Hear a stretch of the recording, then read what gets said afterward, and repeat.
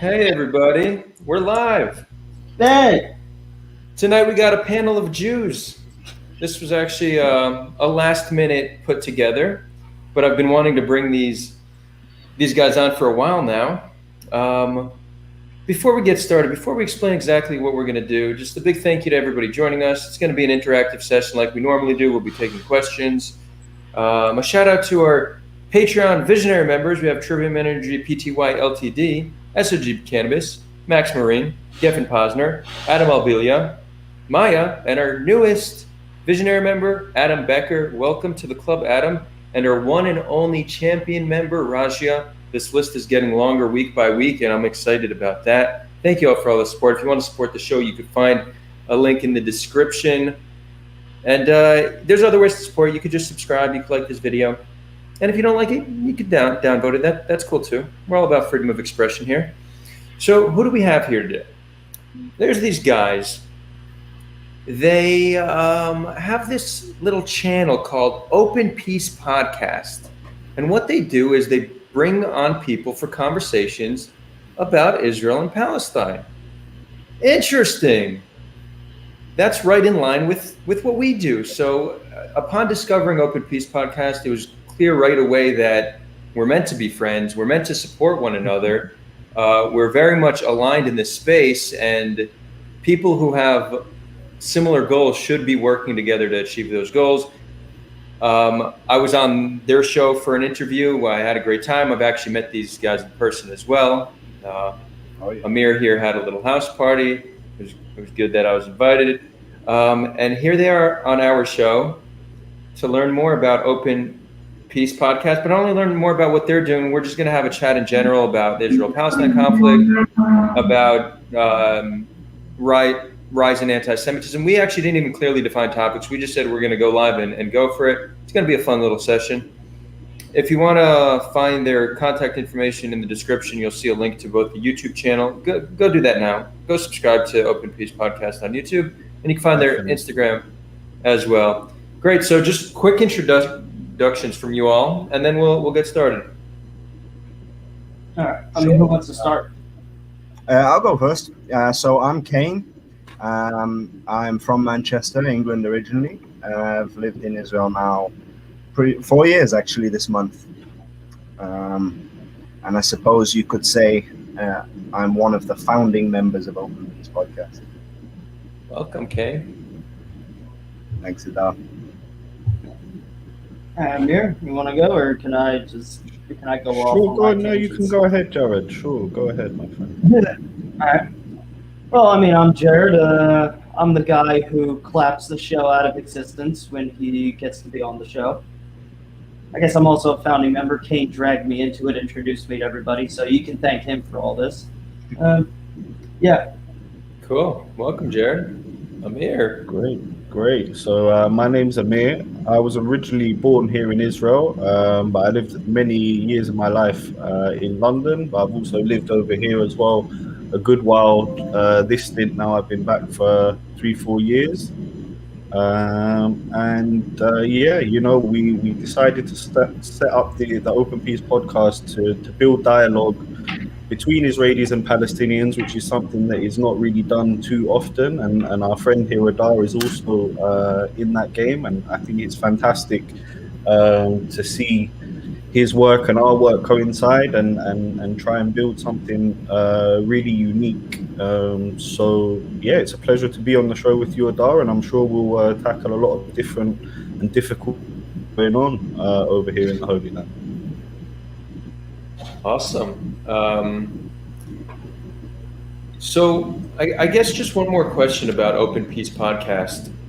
Whenever somebody decides to take that leap forward and start having conversations, public conversations about such a challenging topic, it's fair to say it takes somewhat of an emotional toll at times, but it's also it's very meaningful, and it's a great learning experience. What would you say is something you all learned since starting to do these conversations? I know what my answer to that is. Definitely that it's not just a phrase that there's two sides to every story. Really, there's genuinely more than one way of looking at it. It seems obvious when you say it, but when you're on a side, you kind of feel like there can only be one person that's right, and you obviously assume it's yourself. But when you start to engage and talk to people who don't agree and come from the other side of it, you can actually learn things, even if not everything they say is true. A lot of people will say things just to support their agenda, and it's not necessarily factual. But a lot of the times, you learn things about your side that are not so fully grounded in reality. And I think that's one of the biggest things I've seen is that people can disagree about stuff, but at the same time, enlighten each other as to the inadequacies of each other's own little perspectives on things. Well put. Jared, Amir, I you want think to add to that? Yeah, sure. I'll take that on. I mean, one of the things that I've seen and definitely learned from taking this project on is the willingness of both Israelis and Palestinians to engage and to have dialogue and to do exactly what our governments and leaders don't seem to be doing and haven't been doing for a very long time now. So that gives me strength and gives me confidence that with time and with a good process and with willingness on both sides, we can definitely solve this conflict. One of the things that it's kind of a recurring theme now in our podcast is that the Irish and English fought for 800 years. We're at 100 years now, so let's not drag it on and on and on, and let's try and get something sorted as soon as possible. So that's a huge positive. And like Kane said, there's a lot to learn on both sides. So if you're willing to listen and if you're willing to open your heart to the other side, then definitely positive things can only grow and come out of that. Well put. And just one more thing about England and Ireland. I mean, that should be a source of hope because we often hear people say we've been fighting for 100 years. There's no end in sight. I mean, it just shows that even groups of people that fought for far longer eventually did solve a conflict. So the question is, what can we do to progress that resolution? Exactly. How can we advance it? And you're right. You can take a lot of positivity from that.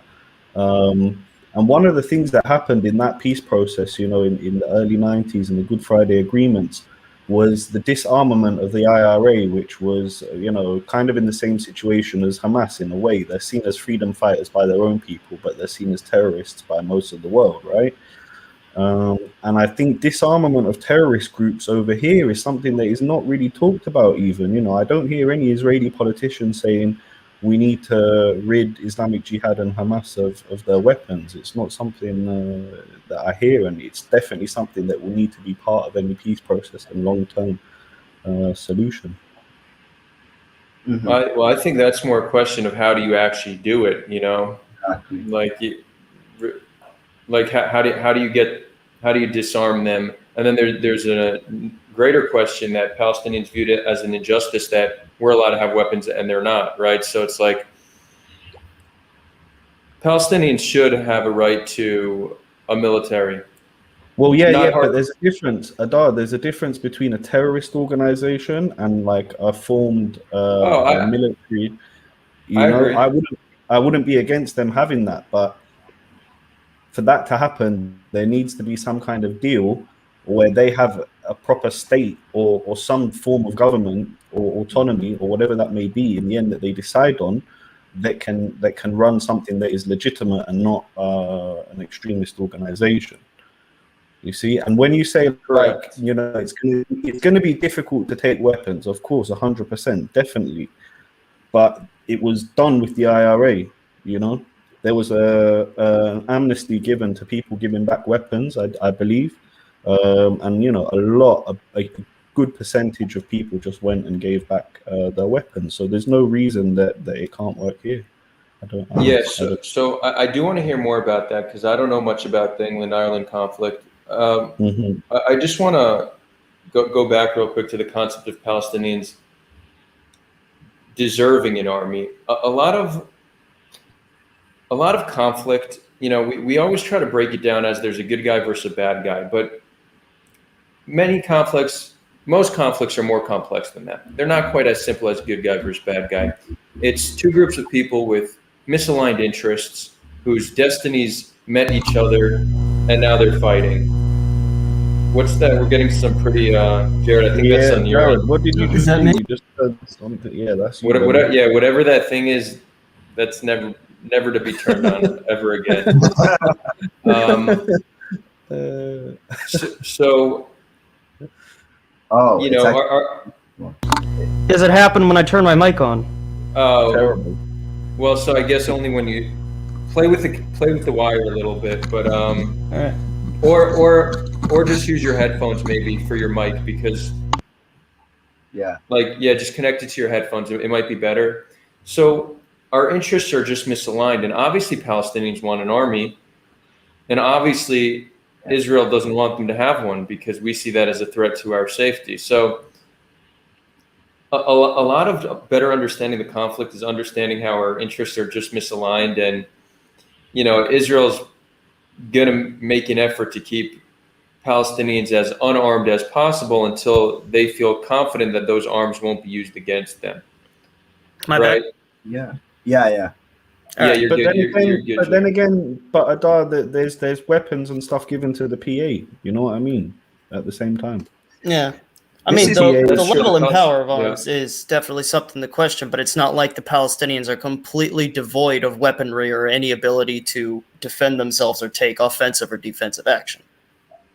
Mm. Like, they have I mean, some yeah, ability. Well, right, some ability, but in the form more so of guerrilla warfare. Like, it's not, Exactly. they don't have a military that could in any way, shape, or form, compete or Yeah. Well, I fight kind back. Yeah, with guerrilla warfare. For sure. Yeah. I kind of see Amir's point on this though, because what they have right now is Hamas and PA, and they don't have people in control who are going to use a military responsibly. Obviously, they have a right to a military as a peoples, but I get what Amir is saying in that first we need to deal with who the leadership is and how possible it is to negotiate with them. I think we've all seen time and time again that negotiating with Hamas doesn't really seem to lead anywhere, and the PA. And Right. Yeah. Yeah, no, I was going to say it makes sense that Israel would resist letting a group arm themselves if they have genocidal aspirations. Like, again, we just need to understand, like, there's no reason why Israel would be cool with that, but it's easy to understand why Palestinians would advocate for that. I do. Sure. I do want to move to the concept of how do we actually do it. Yeah. So you said it was done with the IRA, right? Yeah. How exactly was that done? I'm not clear. Opportunity not to hand their weapons in. Yeah, it was part of the Good Friday Agreement, Yeah, it was part of signed the- by It was done both. it was Yeah. done in an agreement. Yeah, I mean, like the thing about the troubles in Northern Ireland that makes it different from the Israeli-Palestinian conflict is that there was almost three separate parties fighting in Northern Ireland. There was the Republican paramilitaries that were like, as in Catholic paramilitaries, like the IRA and the various splinter groups. Then there were the Protestant or Unionist paramilitaries, like the UVF and other, orange type of organizations. And then there was the British Armed Forces, which is like, like the British Army. And there's no like paramilitary when it comes to Israel-Palestine. Or not on like the Israeli side, they're Palestinian paramilitaries, but there's not an Israeli paramilitary. There's just the IDF. So the way Good Friday worked is that it wasn't like both the Republican and Unionist paramilitaries handed their weapons in and agreed to abide by, civil law under British, oversight. And they became political parties in the Northern Ireland Parliament. That's kind of what happened. And it's a good place to start by saying, yes, like if it happened there, we can have some sort of agreement here. But it's not a perfect mirror for what's happening, in Israel-Palestine. The situation's different, the amount of parties fighting are different, as well as the aspirations are different. You're completely right, Jared. But you can look at the process there, and you can say, okay, how can we build on that? Now, Yeah, of course. personally, Adar, the way I think we build on that is that we don't make the same mistakes we've made in the past, like make unilateral moves to move out of Gaza and things like that. If any move needs to be agreed between Israelis and Palestinians, and I think the actual plan, whatever that may be, if it's 1 state, 2 states, 3 states, no borders, no state, whatever it's going to be, at the end of the day, needs to work for the people on the ground. And I think it should be based on economical benefits for the people of Gaza and the West Bank, and the safety and security for the people in Israel. Those need to be the main focuses. And then you look at how you do that: investment, high tech, tourism, all these kind of things. Interfaith dialogue is very important. Getting sheikhs, getting priests, getting rabbis together to encourage the flock to be peaceful. Because unfortunately, on our side and also on the Palestinian side, we have an incitement issue, which unfortunately, as I'm sure your viewers saw, come to a head a month and a half ago over here with the riots, the lynchings, the terrible things that happened. So we need to base the plan on those things, and of course, above all, education. Right, the textbooks that are coming out in some of the Palestinian areas are really anti-Semitic. That needs to all go. We need to start educating our children together. That's what I think personally. And there are schools in Israel that do that, but it's a minority. It's only a few percentage of schools that have mixed classes. So I think that's the way we can pave a future towards a peaceful existence out here in the Holy Land. Yeah.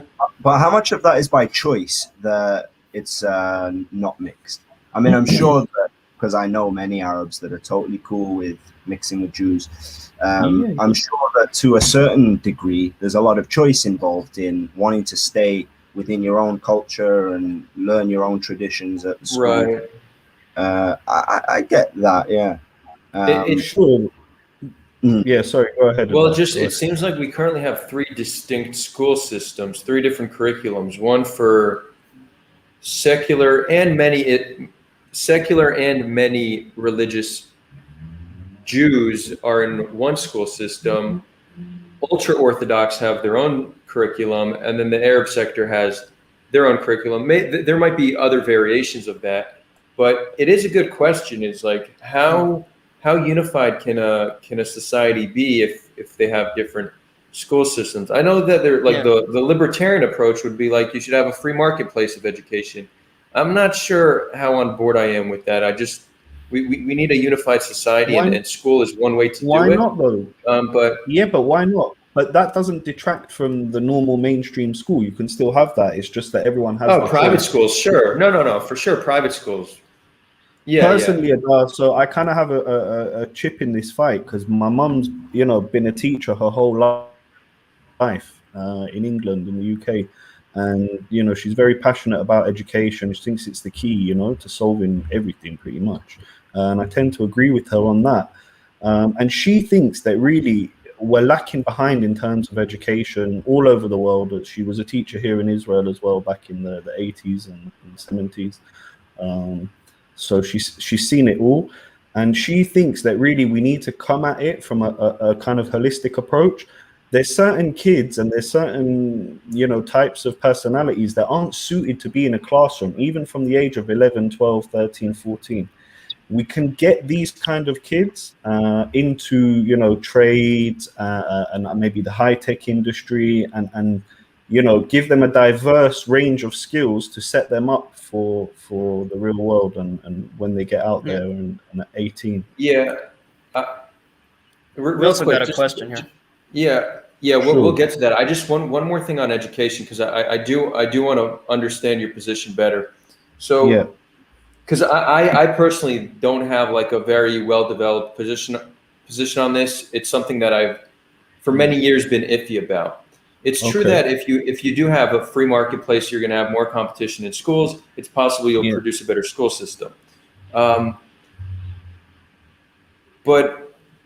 wouldn't that take away from what you're saying, that we need to be studying together? Like, it seems like it could just create disparities. You'll have a school for wealthy Jews. You'll have a school for wealthy Arabs. It seems like if we had a very like robust and well-developed public school system that was across the board the same, that might be the best approach. No, so what I'm saying is you need that public school system alongside what I'm saying. You have to have it all. If you're saying it's a free market, having that choice of, let's say, a family who has 4 or 5 kids, and each kid is different personalities. Each kid might want to go to a different school. One kid might be more, into dance and arts. He might go to that school. One kid might be into nature, wildlife. He might go to the forestry school.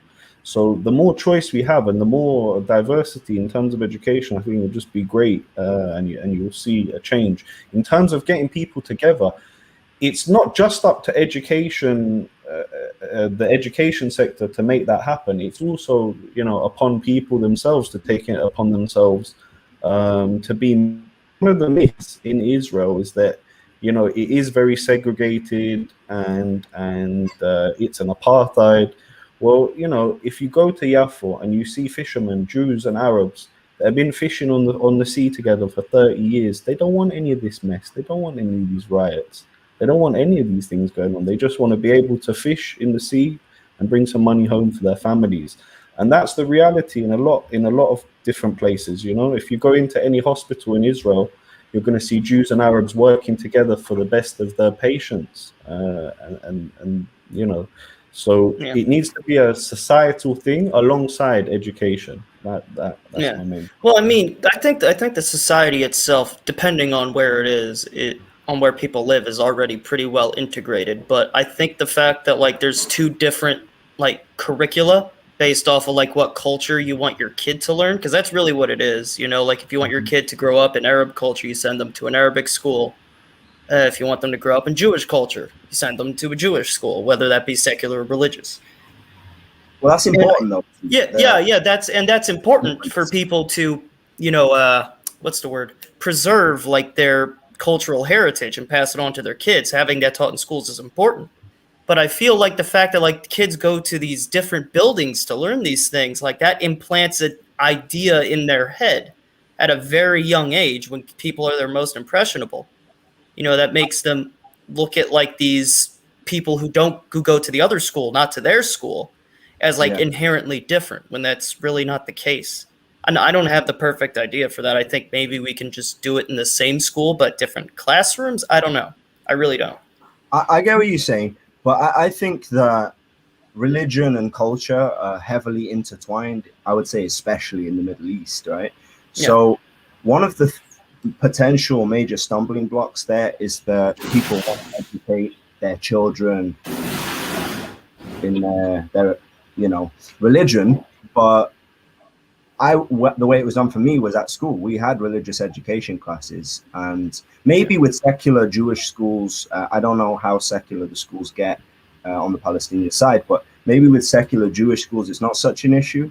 But when you have the Haredim teaching Judaism heavily, and on the Palestinian side they have so much of their religion imbued into them at a young age, it's part of those religions conflict with each other on certain things. Like we were just speaking yesterday on our podcast to Zubaida, and she was telling us that part of the Muslim belief is that when our Moshiach comes, he will be the Antichrist for them. So for that, there are segments of the population where they're never gonna reconcile, because there are people that think we're the devil, and there are people on our side that think they're the devil. And that's kind of insurmountable in a certain way, unless you're just going to ignore these massive percentages of the population. I don't know how to tackle that personally. Kane, though, I think that's maybe something that can happen naturally. If you remember when we spoke to Zubaida about this issue, with the Mashiach, and the same thing with the Christians and Jews and Armageddon and Armageddon and all this kind of stuff. If you look at it from an agnostic perspective and you take all these things as stories and not as these things are fact and going to happen per se, then these problems dissolve themselves, if you see what I mean. The issue is that we don't have enough of that critical thinking going on. Unfortunately, unfortunately, a lot of people follow the religion blindly. They will fast for something that they don't even realize why they're fasting for, or that they'll pray and they don't exactly realize the words that are in the prayer. So what I think needs to happen in that sense is education, and is taking religion with a little bit of a pinch of salt, and even if, let's say, the most a strict Muslim and strict Jew that believes the Messiah is coming, and they believe that the Antichrist is coming and all this stuff, that could happen in 100,000 years. Who said it's going to happen tomorrow? And this is the issue that we're seeing. This is why it's caused, people are saying it's end days, it's coming now. People have been saying it's coming now for the last 2,000 years. That's not what I mean, though. Like, because I'm saying that I'm not talking about the factual accuracy of the Moshiach coming being the stumbling block. I mean, I'm talking about people's people having being taught religious views that say these things in the real world.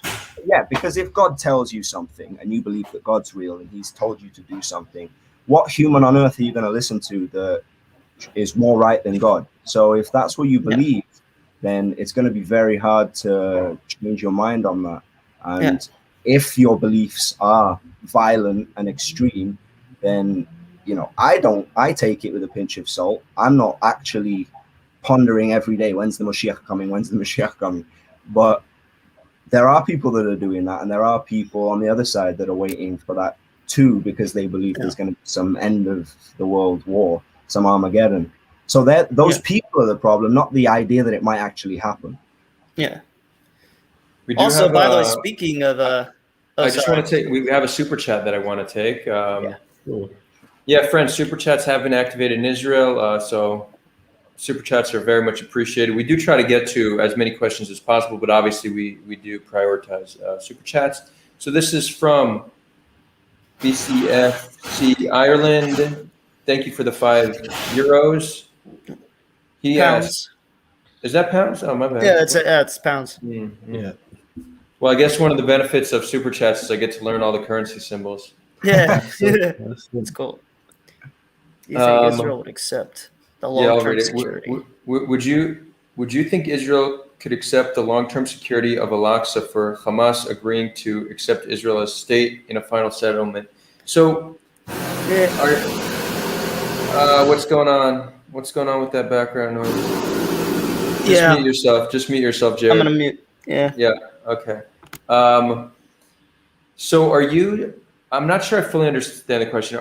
Are you like, you think that Al-Aqsa is under threat from being demolished for a third temple to be built, and would Jews agree to not demolishing Al-Aqsa in order for long-term peace? So I think there's a little misconception in the question, because the concept of demolishing Al-Aqsa is like a very fringe group in Israel.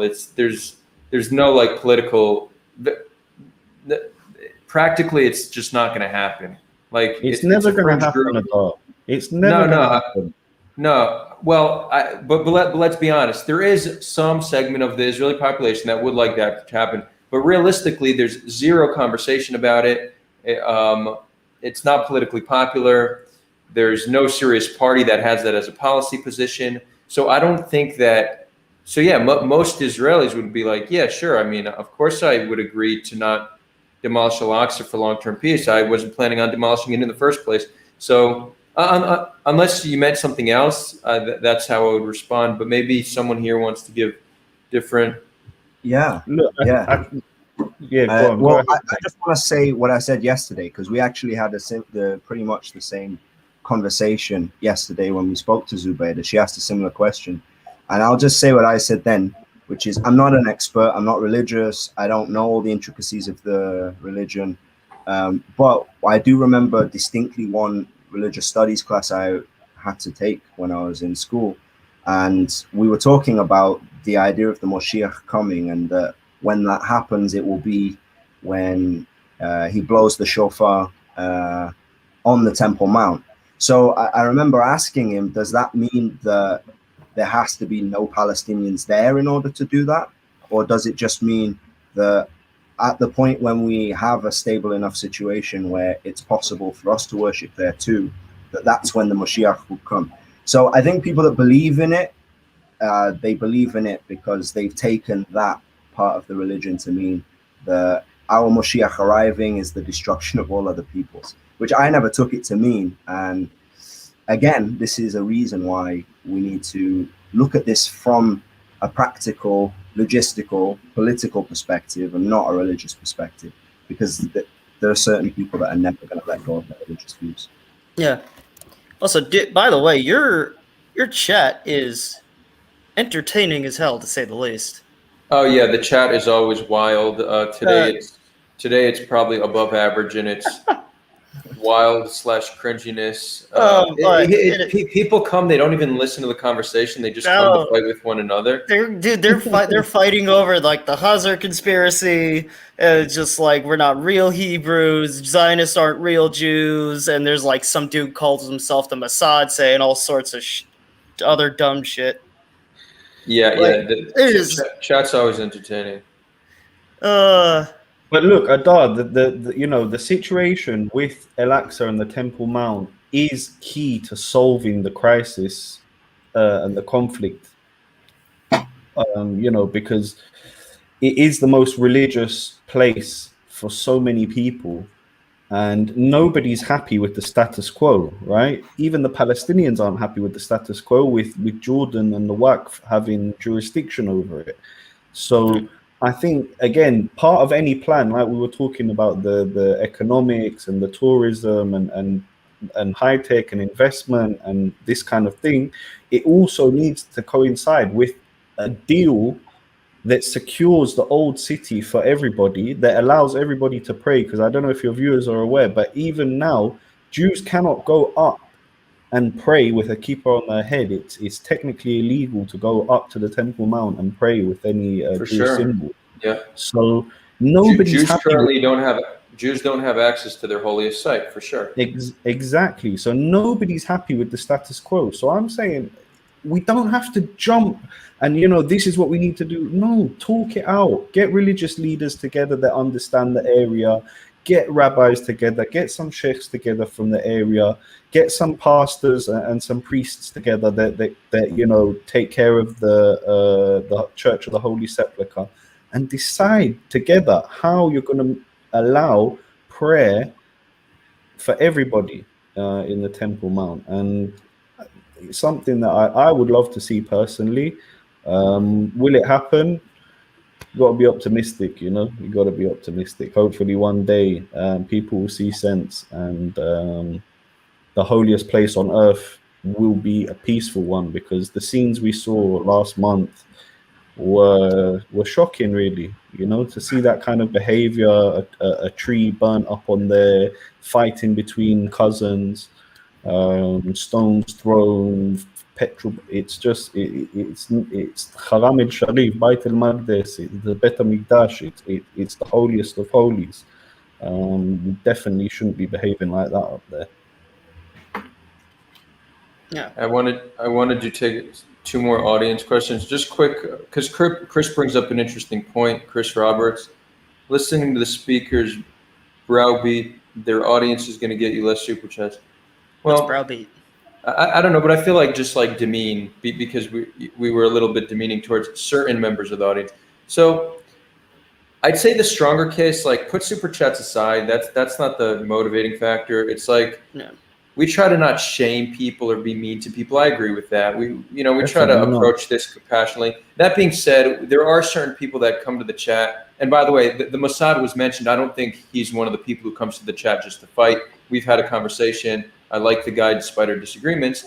But there are people who who come here just to troll, just to be assholes. They're mean to people. Most of the times they don't even have their real names up. So yeah, we call them out. We call them on their shit. Yeah, call out the trolls.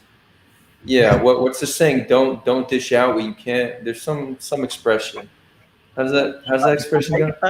Like, don't dish it out if you can't Like take that. it or something. Yeah, don't dish it out again. Okay. Yeah. I'm so bad with expressions. Yeah. I should work on that. Anyways, we do have another super chat from Al-Ram. Thank you, Al-Ram. Al-Ram goes, there's a quote from a Syrian leader I know in Arabic, religion is for God and the homeland for all. So We that's could follow That, this. is that the whole thing? We could follow this. Including the Dot, dot, dot. dot? Yeah, thanks for the 15 shekels. I recognize the shekel symbol. Yeah. I agree with him too. I think that for us to keep our religions, we really don't have to hate and kill each other. It's definitely, I mean, there are people who are religious and moderate, and probably the majority, but the way I look at it is that the ones who are religious extremists, we need to look at them as if they're the enemies of peace. Obviously not to persecute them in turn, but we need to understand that they are holding us back, and to take a religious extreme, let's say a Jewish religious extremist, someone who's ultra orthodox and hates Palestinians because that's what he believes he's supposed to do.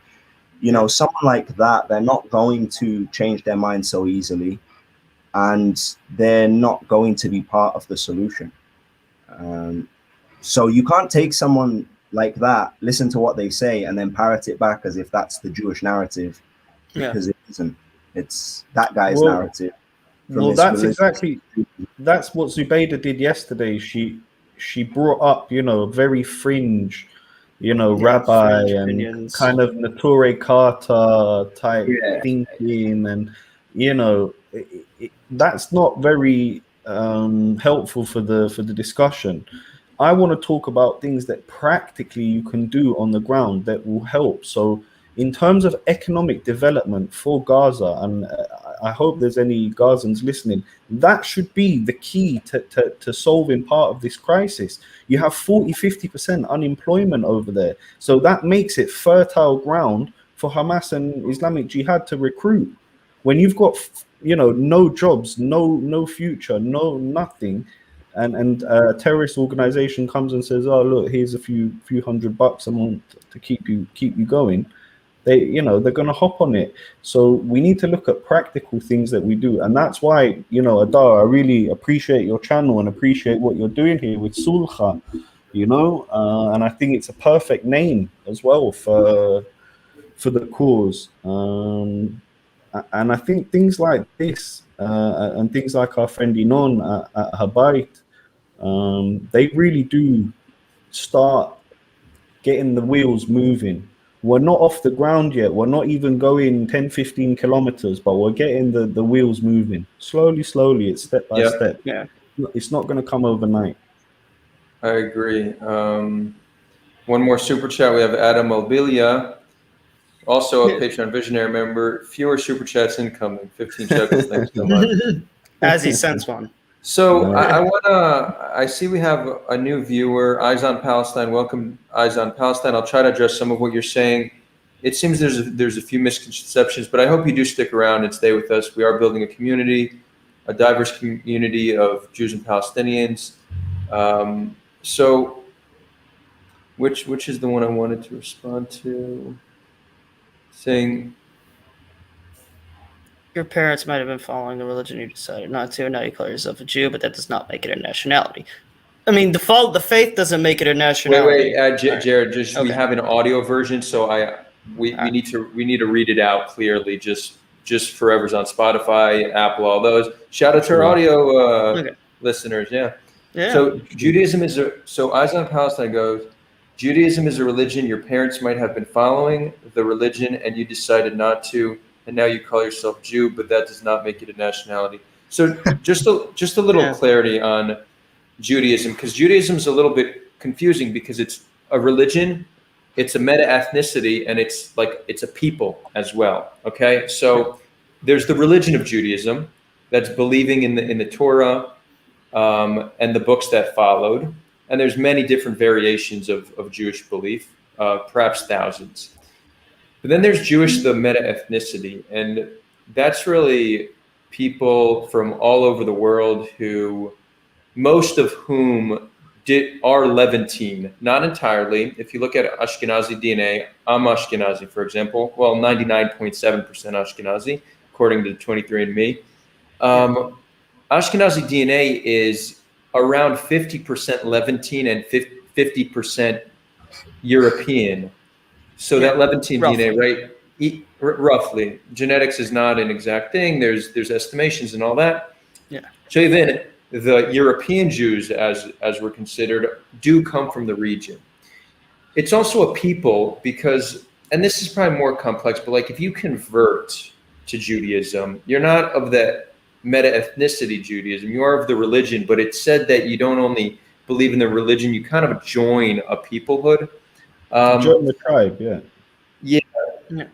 One of the reasons why this is confusing is because these are just like human-made words: ethnicity, religion, and each we don't quite fit the mold like other ethnicities or other religions. So it sometimes gets a little bit confusing. But I hope this kind of clarifies your question. And feel free to ask a follow-up question if any of you guys want to elaborate on what I said. One sec, Kane. One sec, bro. Because I just got something maybe that he's trying to like infer as well through the question, or something that I saw in it is maybe any religion. You know, if you're born into something, it doesn't necessarily mean that you're going to continue down that path. Someone may be born into Islam, someone may be born into Christianity, someone may be born into Hinduism.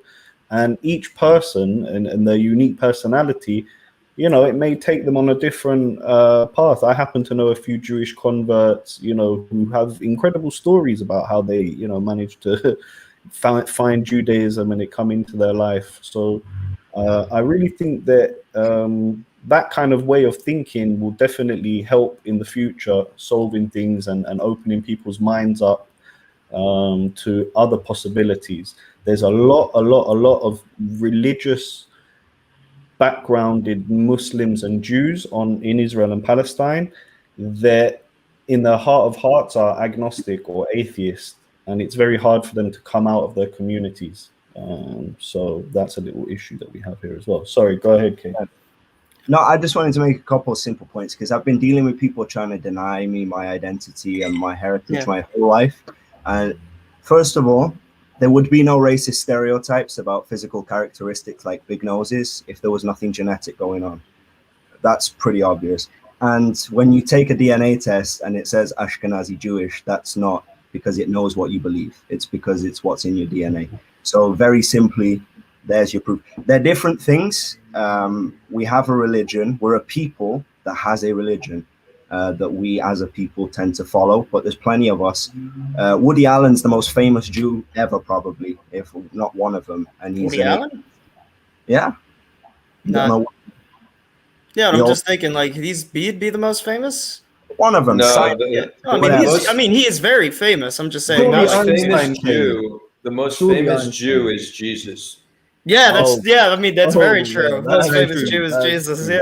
And there you go. So he started Christianity. So how could he be a Jew and, you know, clearly have been the beginning of a new religion? Rudy Roshman says this, and I know a lot of people don't like him or don't agree with him, whatever. I like him, but one thing that's undeniably true about what he says is that as a people, we have been dispossessed of our land and we've been wandering around for thousands of years. And one way that we can stick together as a people is by holding on to a belief system that we share. So that's why we have a religion. I mean, obviously, you know, there's all the gods aspects of it if you believe in that too. But that's the Jewish religion and we are the Jewish people. It's not, they don't have to conflict. It's quite easy for there to be a people that has their own religion, you know. Yeah. I mean, what's even funnier to me about this is that, like, these days I don't even really explain to people why being Jewish is what it is anymore. Because first off, if you have no right to tell somebody what their identity is. All right. If somebody says I'm Jewish, I feel Jewish, my ethnicity is Jewish, I don't necessarily believe, but that's what I am, then you have no right to tell them otherwise. You're not them. All right. You don't define somebody else's identity. They define it for themselves. So if you have your opinion on what we Jews should think about ourselves, keep it to yourself, because odds are it's probably some anti-Jewish bullshit. Yeah, I'm noticing a lot of people saying stuff about how they don't like Woody Allen. Yeah. I mean, that I kind of agree with them. Yeah, me too. He's done some disgusting stuff. My point was that nobody would ever go, what, Woody Allen's a Jew, or deny it, and he's an atheist. So that's what I'm saying, because it's pretty clear that there are Jews who are not religiously Jewish. Yeah, I'm an agnostic Jew, for example. Like I don't believe in the Jewish religion. I don't believe it's the word of God. No, but I think But it's I'm a fantastic historical document that we have, that we cherish, and I value it. Even being agnostic, I sincerely value the Torah, its stories, its wisdom, the way the Jewish people have kept it as well. I don't think people quite realize, but the effort that people went to copy hand on canvas, century after century, year Yeah, it's after pretty crazy. year. It's absolutely incredible. And then to find the Dead Sea Scrolls, and it's absolutely incredible. But that doesn't mean that we have to take things that are in there literally. And I would love if our Islamic cousins could as well maybe, take a leaf out of that book and not see everything so literal that's in the Quran. Because if you look literally at some of the things that are in the Torah and you wanted to live by those laws today, we would be out there stoning gay people, for instance, and that's not a world I want to live in. So I'd be dead by now. Yeah, anyone that wants to live by those kind of laws, not for me, please. Like, no thanks. Agreed. Yeah. Totally agreed. Right. So somebody said in the comments, so Catholic is a race, yeah? I was First of all, just looking at that. Real quick, this is someone named Masha Scream who already engaged in a few anti-Semitic tropes. This is like one of those people who, they're probably American, older white man who really just doesn't like Jews. Like, that's the profile. I'm assuming. Yeah. Excuse my assumption, but that's generally the profile. We get them all the time. It's like this dude will just come in nonstop, just Khazar conspiracy theory, talk about how Hitler worked with the Zionists. It's a very specific type of person. We get them all the time. We let them. We give him a few shots. He's already been on one timeout. Eventually, we'll ban him if he doesn't show to be acting in good faith. But don't even address that comment. Here's the thing: we address hateful comments hateful or dumb comments if we can use them to explain greater points. Because it's true that some of the worst comments allow for a great education process. A good conversation. Yeah, but at the same time, we shouldn't feed the trolls too much, because the saying so Catholic is a race, we just answered that, so it's not even worth engaging. We could see there are some more in the chat. If you guys see anything you want to take, we could. Someone just said if you have Jewish DNA, you can still be a Muslim. Yeah, that's true. Yeah. If you become a Muslim, you just wouldn't be a Jew anymore. Although we disagree on that, me, Amir, and Kane, about where the ends of Judaism are. Sure. Yeah, you could be that point though. A Muslim Jew. Interesting. Yeah. Yeah. Well, we had somebody on yesterday, Adar, who is a Muslim girl from Iraqi and Algerian descent, living in England, and she happened to do a DNA test, and she came out 7% Ashkenazi Jewish. So you can have it either way, I suppose. One of the things that I tend to think about history and what went on is that we all lived in the same kind of region, a lot of the Jews and Arabs in the Middle East. To think that everyone followed their religion to the letter of the law and didn't hop over to the other village late at night is, to me, a little bit naive, right? To think, oh no, we were so pure, we didn't intermingle, we didn't mix. Even if we look at the Jewish text, Shlomo HaMelech and many others, mixed with other peoples from around the region. I was about to say, like, the existence of our Ethiopian brothers and sisters are pretty well justified by our own stories ourselves. What do you mean Yeah. by that, Jared? King Solomon and the Queen of Sheba. Queen of Sheba, yeah. Yeah, I see what you're saying. Okay. Yeah. Yeah, true. And people ask about that a lot, right? Like, how is it possible that you can all be Jewish and look different? Yeah, well, I mean, first off, race is race as the Western kind of world has imposed upon the rest of the world is a very clumsy thing, first and foremost. It doesn't really make sense outside of the Americas. I mean, hell, you have Arabs who are all shades of colors, right? You can find Arabs who are whiter than me to Arabs who are blacker than, like, the night sky, right? Yet they're all still Arabs. It's true.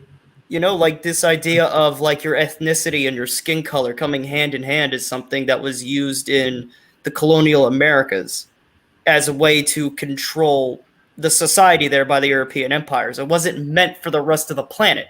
It doesn't work for the rest of the planet. It's entirely artificial.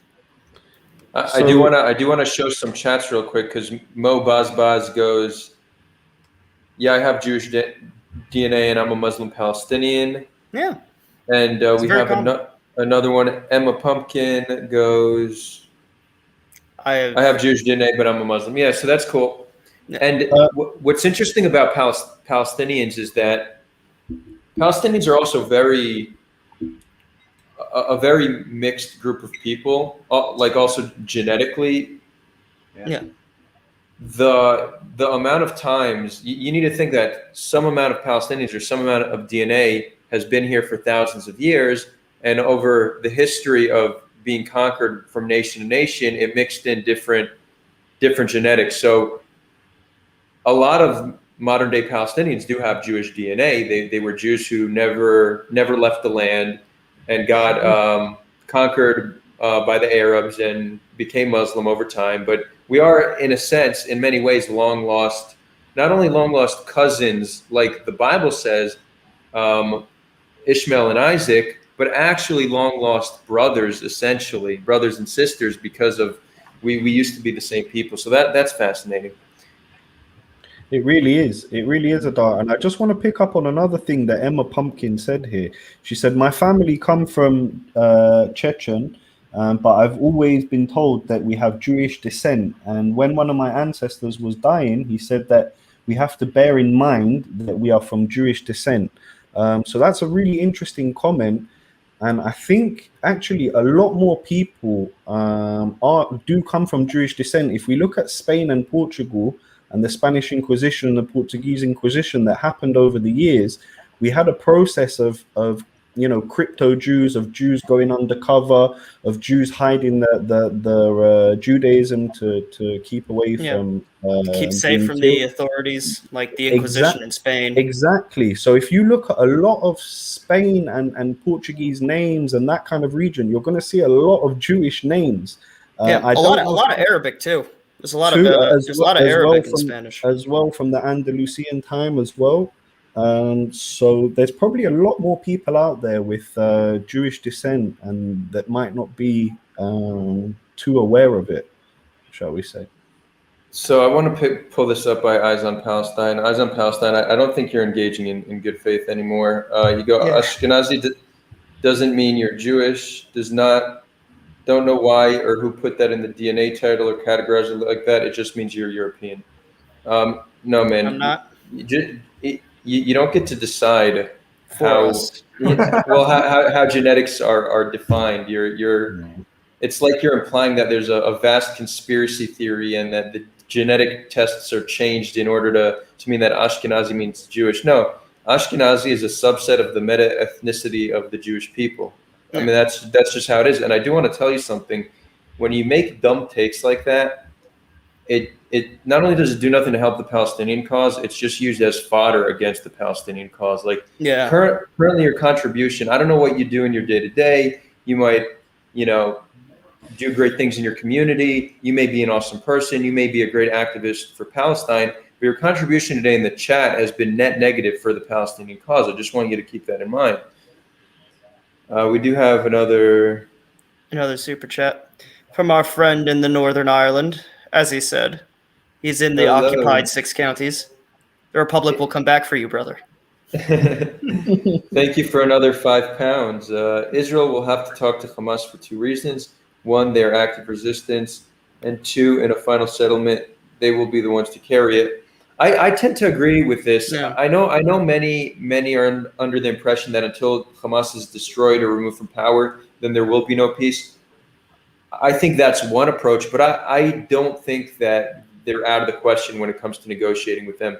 At the end of the day, people generally care more about their power than whatever ideology they push. Often leaders push ideologies to mobilize people. They often don't believe the ideology as strongly as they promote it. And if their survival is dependent on them changing their approach, there's a fair likelihood that they would do that. So I do think Hamas is capable of Talking about negotiating Bennett there, Adar. Are you talking about Bennett? Yeah, maybe Bennett will be the guy to bring peace. Who knows? Yeah. It's all up in the air. It's all up in the air. Yeah. But I do think that, Hamas, for there to be negotiations, Hamas would have to change the charter, and they would have to accept Israel in any type of long-term peace deal. I'm sure they're well aware of that. And to be honest with you, I'm sure they're well aware of the disarmament factor as well. If Hamas was to dissolve into just a political entity and completely wrap up its military wing, then it would get so much more legitimacy in the world and potentially could rule over Palestine. I can see that happening if they went down that road. To say that people like Yahya Sinwar and Khalid Mashal and these guys, will they do that? I'm not sold personally. Yeah, I'm not sold either. Yeah. Yeah. I mean, the idea of negotiating with Hamas is, I don't know, like, I'm not too sure like that would ever happen. I mean, even though they do value their power more than I think they value their ideology, like you say, thing is that they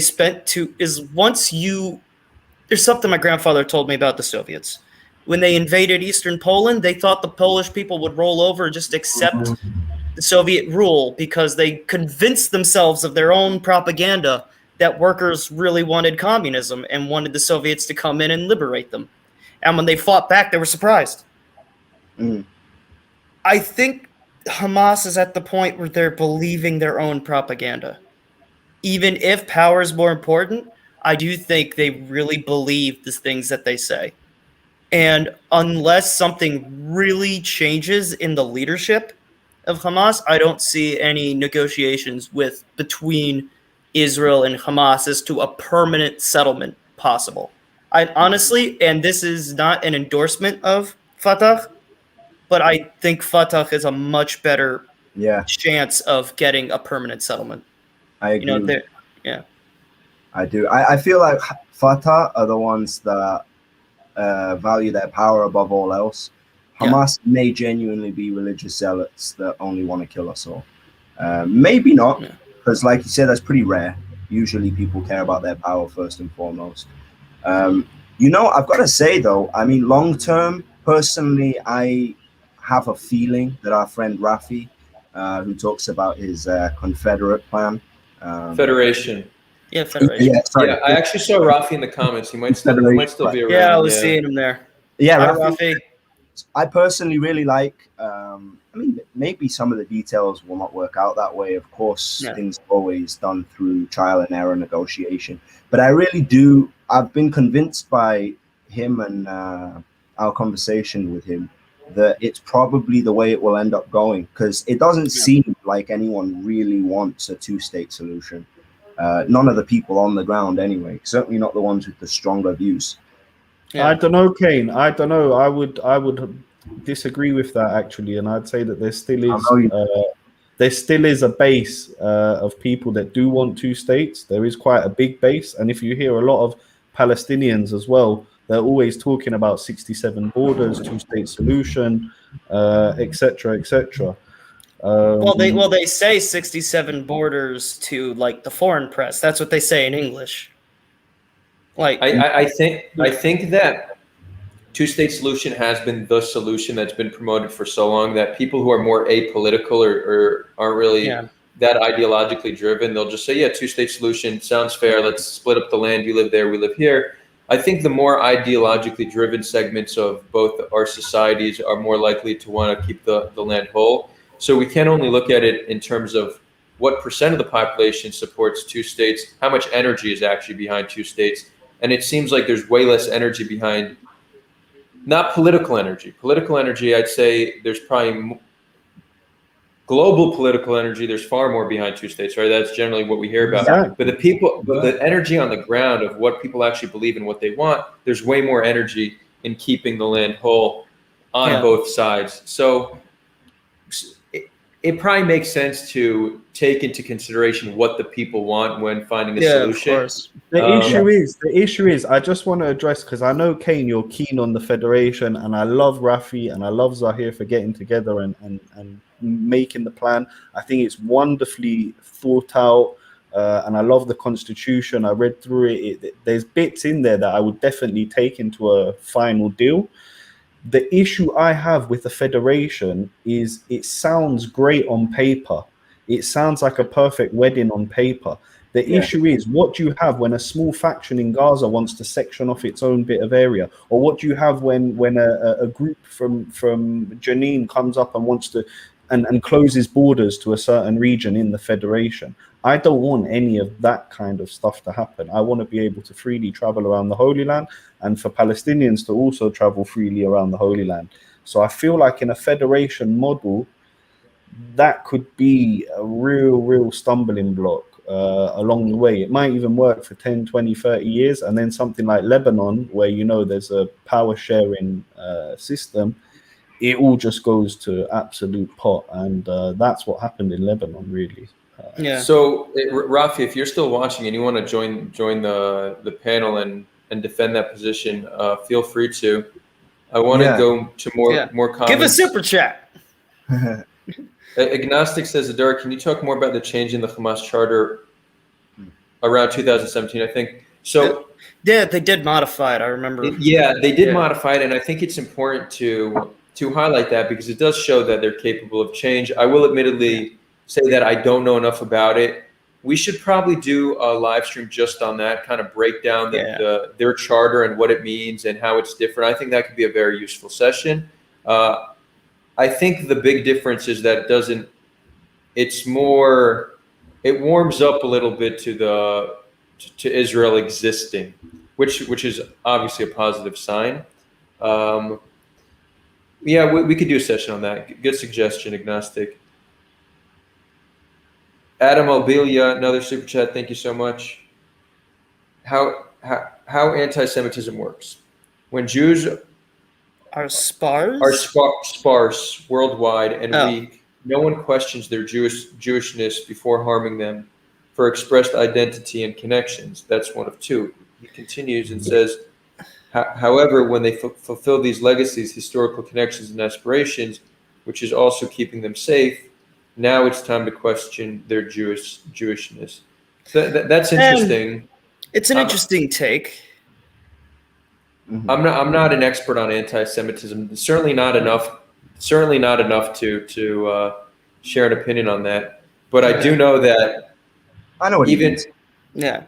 So maybe someone wants to break it down. What I do know is true is that anti-Semitism predates Jews being strong, right? Yeah. Yeah. Like one of the reasons why Jews have a country of their own is they felt a need to do so because of anti-Semitism. But Kane, maybe you could shed some light on this. I just agree that there's certainly double standards, and I've seen it throughout my life. Like, people tend to make different arguments depending on what you're speaking about. People change the goalposts depending on what they're trying to achieve in said conversation. So in certain situations, it seems more convenient to them to deny us our identity and tell us that being Ashkenazi means that we're not really Jewish, we're just converts. But then when it's more convenient for them to bash us racially, they're happy to talk about all these stereotypes, call us a separate tribe, and say that the Jews are all this and all that, all the evil stuff. I just think it's kind of pathetic to not hold fast to your opinions, not have any integrity in what you say. Yeah. For sure, for sure. Going back to that, Kane, you know, that kind of anti-Semitism and Jew hatred that's been going on for centuries and centuries, you know, is something that we need to tackle ourselves by being proud and by you know not having any issues with explaining to people what, where, and why we're here and our history. And one of the things that you know you brought up is the Ashkenazim, Sfaradim thing, and all this kind of issue. I kind of see it like they're trying to divide and conquer between Jews. You know, they're trying. We say in Hebrew, and they're trying to, you know, cause tensions between, you know, say someone like me and someone like it doesn't matter. I don't care that Kane's Ashkenazi. He's my mate. It doesn't matter that he's Ashkenazi or Sfaradi or Ethiopian, or he could be Soviet Jew or wherever. It has no bearing actually on. Yeah, let's hope that critical theory does not become popular in the Jewish world, because that would not be good for us. That stuff scares the living daylights out of me, to be honest with you. I mean, I want to bring up this question. This is a whole can of worms. I'm excited about this. So we need critical thinking, says important conversation, thanks, and then they ask, is Zionism racist? Is apartheid evil? Is apartheid evil? So two questions. Is Zionism racist? Is apartheid evil? Thank you. No, Thank you. We need critical done. No, yes, done. Go. Next one. Next. Let's, You want to explain why, Adar? No. I'm gonna come with this very hot take on both of these right now. Ooh. Okay. Nice. All right. Lay it on me. So Zionism is the Jewish right for self-determination on our ancestral homeland. Mm-hmm. The question is, and most Jews would agree by that definition, the question is, what does it mean to self-determine? So there's countless different variations of self-determination.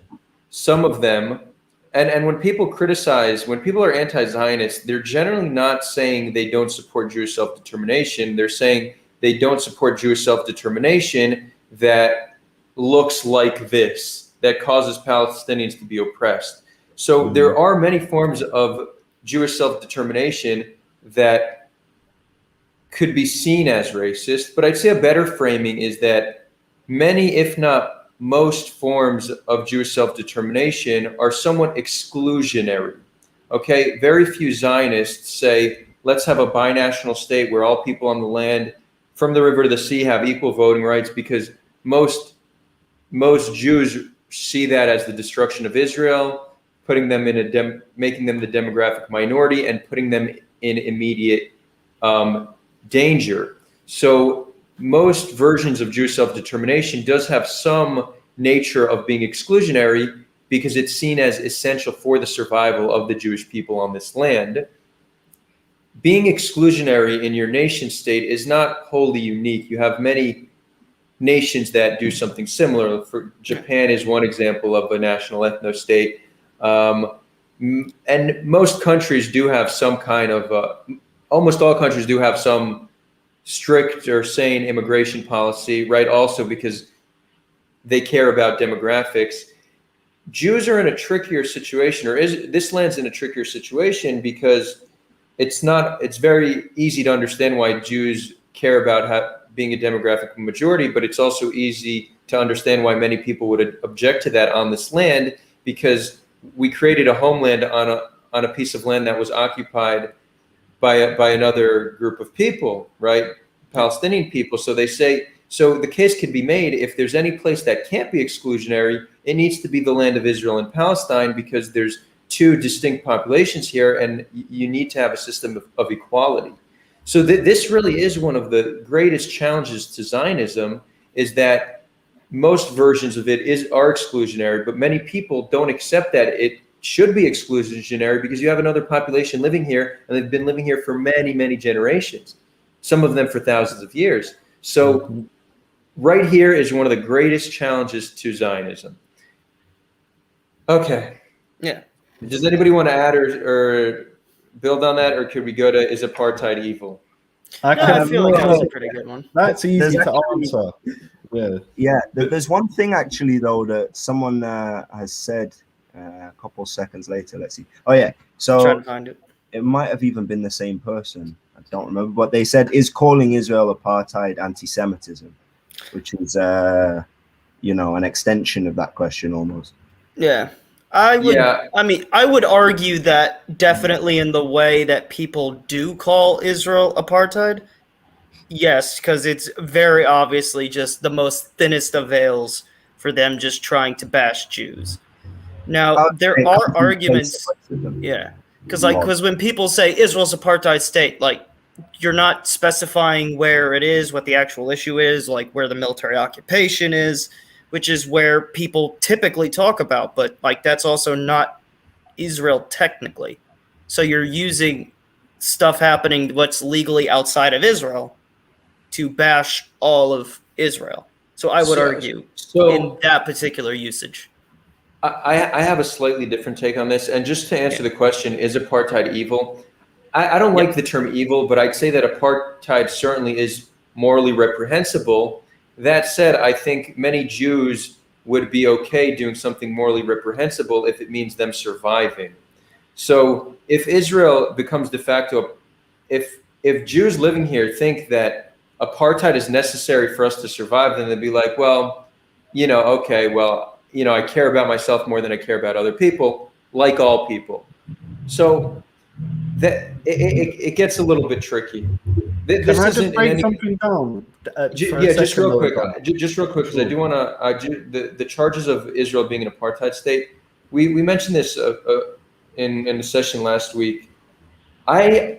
It's a complex legal definition, and I don't think that the fact that Palestinians aren't citizens means by default Israel can't be considered an apartheid state. A lot of it has to do with one ethnic group dominating another ethnic group and who actually has control over the land from the river to the sea. So it's true that there's the PA, but Israel really controls the borders. Israel has a lot of control over the PA. So you get into vague territory of if you could consider Israel an apartheid. And I don't think it's as black and white as saying, no, it's obviously not apartheid and saying so is anti-Semitic. I actually think that it's probably a complicated legal discussion, one that I'm perfectly fine engaging in. We're actually trying to set one up on the channel with Omer from Human Rights Watch. That's the organization that just put out the very long document explaining why they believe Israel is an apartheid state. So we'll bring them on for a debate. We're just looking for a good counter debater to make the case that Israel isn't an apartheid. But, well, that's just what I wanted to bring up there, Adar, because I don't think it's vague. I don't think it's vague at all. I think you can confidently say that Israel is not an apartheid state at all. We've just got a government with a coalition with Arabs. It's nonsense to say that Israel is an apartheid state. Apartheid was a system of government that was forced upon the South African people that had different laws for black people and white people, and it was a terrible, terrible form of oppression. That's not happening in Israel. That is nonsense. In actual fact, some of the Israeli Arabs have beneficial lives on Israelis. If you look at it, most Israelis have to go for 3 years to the army, 2 years, while somebody coming from the Israeli Arab sector can go straight to university at 18 and get up the ladder quicker. So, looking at it. Well, I mean, Amir, that point's kind of mute, though. People will always ask, like Arabs, like, did you serve in the army? Did you do national service? They hear that all the time. And some do, and some do, but the vast majority don't, and that severely limits them. That puts a wall on how far they can advance. That's not true. But Amir, it doesn't. The situation doesn't need to be identical to South Africa for it to be considered apartheid.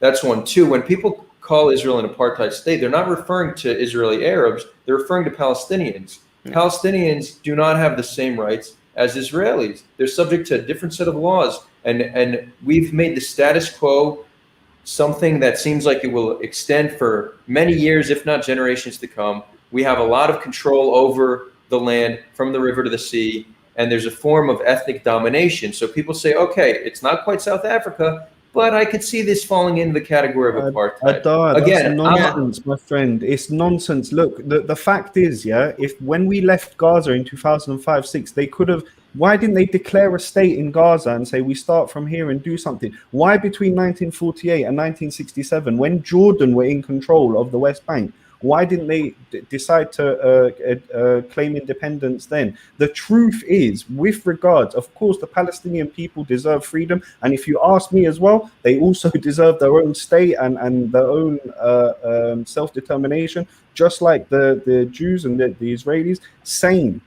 But when you look at it, when you go and look at the history of it, there hasn't ever been a Palestinian state. The fact that the Zionist movement came in, it kind of jerked the Palestinian movement into action, if you see what I mean, into this whole want for a Palestinian state. I don't think maybe in the Ottoman times there was a need for a Palestinian state. Again, saying why didn't the Palestinians do something that's not how you define if it's apartheid or not. You know, you can apartheid South Africa, you could say why didn't black South Africans do more to build their own society? Like, so having a charge against Palestinians and what they've done wrong, sure, I don't think that changes a legal definition. And it's funny because I always find myself the past 2 weeks making the case that Israel isn't apartheid, when really my stance on it is that I think it's more complex than saying yes or no, but it seems like everybody's so adamant about just taking a strong stance on it. Because it's not Adar. It's not. An apartheid is a specific term there is government laws that you have difference for different ethnicities or races. We don't have that in Israel. It's not a thing. Anyone can choose. We have freedom of religion. Anyone can choose what religion. I can turn around and be a Scientologist tomorrow if I wanted to. No, but again, the definition of apartheid is, again, we could pick it up. We could read a brief definition, but there's a way longer legal definition. And the question is how you want to interpret it. It's true. Israeli Arabs have the same rights as Jewish Israelis. Palestinians do not. Exactly. Palestinians do not have the same rights. So Palestinians are under their own control. If you look at the PA, but we're not in charge of what happens there. No, we're not. But that's not entirely. That's not entirely true. They do have like a pseudo government, but a lot of the control is Israeli control. We control the borders. We control what comes in and out. We have checkpoints that seem permanent. So it's not as simple as two bodies. Israel, in many ways, is sovereign from the river to the sea. Again, why is it complex? Why is it complex? We're sovereign from the river to the sea, but they have their kind of like pseudo government going. Yeah, their little semi-permeable membrane. But again, that's what makes it. Wait a second, Adar, just to clear things up. In that little pseudo government that you're talking about in the West Bank, okay, the standard of living, regardless of take away the terrorism and the bad things that are going on, the standard of living over there is higher than 80-90% of any Arab country. You know, a lot of these, the issue is that we focus on Israel-Palestine. The eye is on us all the time. When you go to other places and see real horrors, Syria, Yemen, Libya, Burkina Faso, Mali, Chad, and nobody's talking about it. We're managing to get viewers here because it's Israel-Palestine. How many viewers could we get for 150 people that were just killed in Burkina Faso this week? That's true. So you know, a lot of the whole system of keeping Palestinians down with having all the refugee status, and it rolls on from generation to generation, and it, you know, there's kind of almost like an industry of charity, an industry of giving. And what has all this charity and giving given the Palestinian people in the last 50, 60 years? What has it given them? Hasn't given them anything. Hasn't given them anything. It goes on mansions to build for politicians' families and whatnot over in the West Bank, and in Gaza it goes to villas of Hamas members. It doesn't. I mean, Amir, but I don't disagree with anything you're saying, but I view this as this is not how you determine if something's an apartheid or not. There are very legitimate critiques of the PA and Hamas and Palestinian society. We can talk about that endless, but I think that's besides the point. But I want to hear what is the point that Israel is an apartheid? If in our state in Israel an Arab can do exactly the same thing as a Jew, how is that an apartheid? I'll tell you what the point is. The point is that Israel has done very little to change the status quo, and they've actually done a whole lot to make sure it stays intact. We've continued to expand with settlements, which have an increase of military presence. Increase of military presence is an increase of collective punishment of Palestinians. We don't have any plan on how to change the situation in the West Bank. It's continue to kick the can down the road. It's one ethnic group and you could call it a national ethnic group, fine, but I don't think that makes much of a difference. It's one ethnic group with a completely different set of rules than another ethnic group. People look at that. They see Israel as having the power. Israel doing very little to change it. They're trying to describe the situation. So they use apartheid. I personally I don't care if Israel's in apartheid or not. For me, I care about what the situation is. And morally, I think it's comparable to apartheid. So it doesn't even matter. I'll host a debate on this channel, and maybe the person saying Israel's not an apartheid will convince me, right? Again, I'm saying I'm undecided. But whether it's apartheid or not, maintaining the status quo as it is morally comparable to what apartheid is. And to me, that's way more important. We need to do something to change it. We've done very little to change it. And endless critique of Israel is justified for that reason. Now, look, I'll agree with you 100%, okay, that things need to be done to change the reality on the ground. The reality on the ground is terrible, shocking, and it will only lead to more trouble, balagan, as we say in Hebrew. Now, what I think personally should have happened is that when the disengagement from Gaza happened, 2005-6, that was an opportunity to start and negotiate. But unfortunately, we made a unilateral move that quasi made Gaza an apartheid, because we used to have Jewish settlements within Gaza. So if you take it back 20 years ago, in early 2000s or 1990s, we were less of an apartheid, as you're calling it, than we are now. So I agree that Israel has made mistakes along the way in creating this monster, if you like. For sure, we've definitely made mistakes along the way, 100%. There's well documented. But what I think is key is getting the Palestinians and Israelis to both admit those mistakes and admit those horrors that they've done to each other. Because suicide bombings are wrong. Taking ethnic cleansing that happened in 48 was wrong. All these things were wrong, and they need to be called out. And we need to forgive one another, and from there talk about how we're going to divide the land, if it's going to be a federation, if it's going to be two states, but we have to take care of, if you like, the therapy, the holistic side of what we've actually gone through. Because I don't know about you, Adar, but I mean, I'm sure you've been affected by this conflict your whole life. Me too.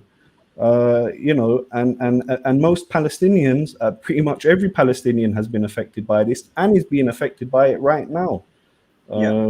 So it's kind of semantics, really. I think. Yeah, it is a semantic argument. I agree. It's a semantic issue, and to be honest, listen, you're both right actually on certain things, and I feel like Adar, you make a great point that the semantics don't really matter. What matters is finding the solution, but also in any serious discussion about this, there needs to be context included in the discussion. It's not that we separated everything and put those blocks in place because we're racist and we hate Palestinians. It was for security reasons. That doesn't justify why it's like that now. And I totally agree that there's plenty that needs to be changed because it's been too long sticking to something that suited us in the past. I also do agree that making a unilateral move was not the best idea. I feel like we also kind of made that move under pressure to do something. So in a sense, we tried something to change it, but it wasn't the most well thought out move, I feel. But we need to accept each other's suffering. And we need to pain and suffering, yeah. Justice is definitely on both sides, and there's no way forward.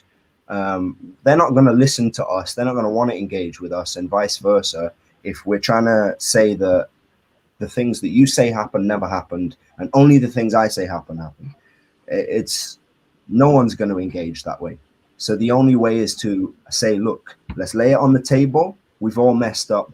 big time in a lot of ways, and now it's about changing it for the better. Yeah. So say because at some point we need, I don't know, my personal feelings on this is that at some point we need to save the discussions of the past and like blame for certain things, like for the reconciliation after the fact. For now, I think the real focus should be just getting our leaders to sit together in a room and just plan out what the future is going to look like. We should start with there. This is where we are now. Where do we go from here? We can talk about blame and pain and who hurt who once we get this figured out. You know, at a certain because we've been talking about like the past like for 3 generations now, and look where it's gotten us. Nowhere. Yeah, I think the past is important for reconciliation. Like we can't. It's going to be very hard to just forget about it. But I do agree that we need to make a real effort to change the present because that is more important than the past. I want to take a few audience questions. So yeah, Massad's asking me why I make the enemy's argument. So who's enemy? I don't have enemies. Everybody loves me. I'm glorious. I don't see them as my enemy. Palestinians are not my enemy. Any Palestinian, they're not. Yeah. We're literally cousins. You only need to go back 2,000 years. We are cousins. We're related. So that was my initial thought. But in addition to that, something's not true or untrue because your enemy says it. So if Hitler says the sky is blue, just because it's Hitler doesn't mean it's not blue. This is a genetic fallacy. Right? So that's one. Second, if all you do is defend Israel, then you have no legitimacy in your defense. The only people who are listening to you are people who already agree with you. You're just living comfortably within your own echo chamber. But if you're able to criticize Israel and you do it honestly, well, then when you defend Israel, you have way more legitimacy. It's true. So keep that in mind. If you want your defense to have any meaning at all, you need to be open to critiquing. And if you're critiquing, maybe you're making the argument of your enemy. So that's kind of how I see it. Menachem says, wait, hold on. No, that's the wrong one. Oh, shit, did it scroll all the way down? I mean, I'm looking at the bottom. Oh no, I keep it up just so I could. I might have lost what I wanted. Yeah, Adar, how could you lose that? How could you? We believed in you. They need to find a better. There needs to be a way where I could like put a comment aside and just save the one. like pin it and move it over. Yeah, exactly. Like, come That'd be on. Awesome. So somebody else said, I don't remember the exact comment, but it says our inequality is because of security, not because of racism. That's not what makes something apartheid or not. Even racism often is a result of fear. If you were to ask South Africans why there was an apartheid, it's because they wanted to have some political control. They were a minority, a small minority, and if they were to give blacks equal rights, then they would have no representation. Is that racism or just self-preservation, right? So the motive for a system of inequality doesn't change. It could change how legitimate you view that system of inequality, but I don't know if that changes the actual legal definition. Yeah, the line is thin, right? I mean, arguing about how we got here doesn't really change the fact that we are here, as I said before. Exactly. And then I saw somebody else. I saw Menachem say nobody talked about Palestinian suffering in other Arab states, and I agree. I mean, don't think we're going to do that much on this channel because this is a channel that focuses primarily on Israel-Palestine. So we're going to focus primarily on Palestinian suffering on the land. But it's true that there's a huge double standard. You know, Israel is definitely in the center of attention, and there's a lot of stuff that when Palestinians are harmed by Israelis, the whole world knows about it. When they're harmed in other Arab countries, then like nothing. That's true. For sure. Can I bring something up here, Adar, quickly? There's an interesting comment here from a Palestinian. My cousins in Ramallah can't even travel to Jerusalem for their whole lives. So, first of all, I don't know how true that statement actually is. Personally, I think that the PA need to be way more willing and open give permits, and Israel needs to maybe soften up a little bit on security if we can see that's a possibility. This myth of it being segregated, there are thousands of Palestinian workers that cross into Israel every day and go back and come in and out. So, to say your cousin, I find it hard to believe that your cousin who lives like 15 kilometers from Jerusalem can't go to Jerusalem. I find it hard to believe. Maybe if he's like an ex-terrorist or something, and he like, he's been marked and he can't move around. Well, then potentially. to be fair, if you get marked by the security apparatus for whatever reason, like, then your ability to move is just, it's going to be limited for the rest of your life if you're a Palestinian. So, like, yeah, or if you're from a family, sometimes it's the family you're from as well. Yeah, exactly. It's a little challenging. Yeah, so it's important to mention something though. We have on the Open Peace podcast a Palestinian partner who works with us behind the scenes. He asks us questions to pass on to our guests because he doesn't feel comfortable putting himself on camera. Yeah, showing his face. Yeah, and though I agree with you, Amir, that to say that he's never been there is probably untrue unless he is marked for some kind of terrorist activity. It is true. We know from him that it's not that easy. And that's why what you said before is super important, that figuring out the permit for now, the permit situation, and in future, something more permanent. But for now, figuring out permits, both them allowing them and us allowing them, is super important and is something we need to make ground on. But yeah, with the security issues, of course, there's plenty of reason to be hesitant. But I agree fully with what you're saying there, Kane, and that's what I was saying as well. That this is something that we need to sort out. It's legislative.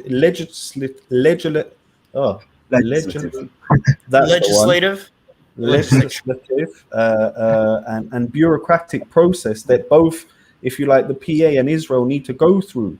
It's something that can be done. It's not like Zeloba Shamayim. It's not in the sky, guys, to do this. We just worked out. Look how quick a deal with the UAE and Bahrain was done, and we had visas and quick and go and yalla. The world's changing. The region's changing for sure. Exactly. And our Palestinian friend that you're talking about, I'm waiting for the day that we can welcome him over. He didn't even need to get a permit to come over, and he can just come. He lives less than an hour away, and we're separated. So why? There's no need for that separation. If we can work, wait a second, Jared.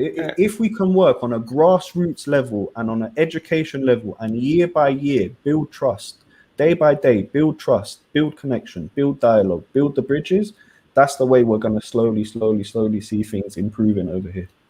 Yeah, I was going to say I'm just waiting for the day where I can post pictures of me with my West Bank friends without them disappearing in the middle of the night. Well, that's never happened so far, but we have had people who've worked with us and engaged with us. Even people who've had their faces blurred on camera were somehow someone figured out who they were and they faced threats. Yeah. So the fact that our own people are trying to stop us from making strides with the peace process is a major issue. And, someone just said in the comments that like 50% of all Israelis just want to expel all the Arabs. I don't think that's true. That's not true. No. Maybe 10 at most. Yeah, it's pretty much a fringe group. And again, it's just because the people with the most extreme and most outrageous views tend to get broadcast the most because they're the most interesting and weird to listen to, I guess. Real quick, just what you guys were referring to, just if people didn't understand, it's true that Palestinians who are interacting with Israelis have been arrested and questioned by the PA for doing so. So that's what you both were referring to. When it comes to the percentage of the population that wants to expel the other, I actually think it's a fair amount higher on both sides. I think just people aren't comfortable saying it publicly, but I think it's just such an easy solution. It's like coexistence, making it work. It's too hard. There's not much talk about it in politics, right? There's no political will to do this, but if you actually get down to people's views and what they actually think, I think it's a fair amount higher than 10%. of us want to expel each other. Adar, these people that want transfer of populations, did it work with Greece and Turkey when they They don't know. They don't even know. They have no idea. Like it didn't work. It doesn't work. It doesn't work. Wait, so you talk about the population transfers after the Turkish War of Independence? Yeah, it doesn't work. These things do not work. Well, I mean, I don't think that's a good example because both Greece and Turkey are allies and members of NATO. But what are you talking about? Greeks and Turks have there's still a huge hatred, and there's always tension between the armies. There's hatred between the governments, but they're allies now politically under NATO, the U.S. nuclear umbrella. What I would say, I'm not convinced it wouldn't work. I'm not convinced it wouldn't work. I'm convinced that it's morally reprehensible, and we shouldn't even get near a solution like that when there are so many other approaches we could take that don't harm either population. It comes from a form of like lack of creativity and laziness and just complete disregard for the other population to want to cause them so much harm and suffering instead of trying to find a way to make it work. So I think that's probably the strongest case we could make against it. It's you're just justifying harming another group of population because you don't have the will to make it work with that population. Yeah. On that point, it's never. I just want to say one thing. I mean, it's never going to happen either, because like, unless we do what we're actually accused of doing and ethnically cleanse all Palestinians, then it's not a possibility. They're not going to go anywhere. They've had ample opportunity to say this is a messed up situation, I'm out. They don't want to do that for the same reason that we're not going to do that. They love the land. They love the land, and I appreciate them. And I appreciate their love for the land. And I wish some people on our side would love the land as much. But I did want to address two little questions here by the same person. What the first one was? Wait, real quick, because this one's easy. It's just been I want to get this out of the way. Is everyone from the panel living in Israel? Yes, we're all here. We live there. I'm on vacation, so I'm in America right now, but I live there. Yeah. So one of the things was, do I support equal rights for Palestinians? Of course, 100%. Yes. More than that, I support the equal rights for everybody, for Kurds, for Arabs, for Jews, for whatever you want to call yourself, wherever you're from. And the same person also asked, do you think that the Kahanists are driving anti-Arab violence in Israel? Now, Johan Biju George, he is spamming that question. He really wants you. Yeah, exactly. That is a very, very, very interesting point. What's this question? Do you think that the Kahanists are driving the anti-Arab violence in Israel? So I would say that there's definitely a part to play there. There may be other radical right-wing groups that are involved in that kind of behavior as well. They definitely are playing a part in what is going on. Personally, I think, like dealing with Palestinian terrorism, we need to be very, very tough on Jewish terror. And for our viewers that are abroad, something very, very unique happened in the last couple of weeks with everything that's been going on politically. The Shin Bet put out, a kind of be aware, tensions are high, there could be a political murder. And that is something that is shocking to hear in my country. And I do not want my country going back down the road of what happened to Yitzhak Rabin. May God rest his soul. We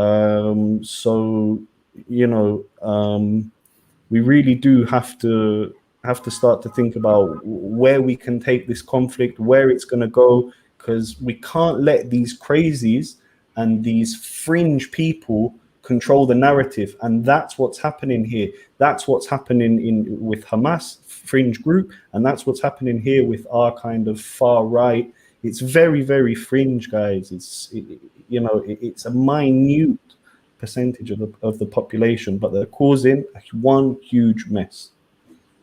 It's absolutely true. And the bureaucracy may well be harder on Palestinians than on Jews, but it certainly isn't easy for anyone. Like, the amount of people that move to Israel, make Aliyah, and then leave in the end because they can't stand the bureaucracy and they can't make it here financially. It's, this country is not easy bureaucracy-wise whatsoever. Don't forget, we may be the most westernized Middle Eastern country, but we're still a Middle A Eastern Middle Eastern country. and there are things that happen in the Middle East that just don't happen in the West right anymore.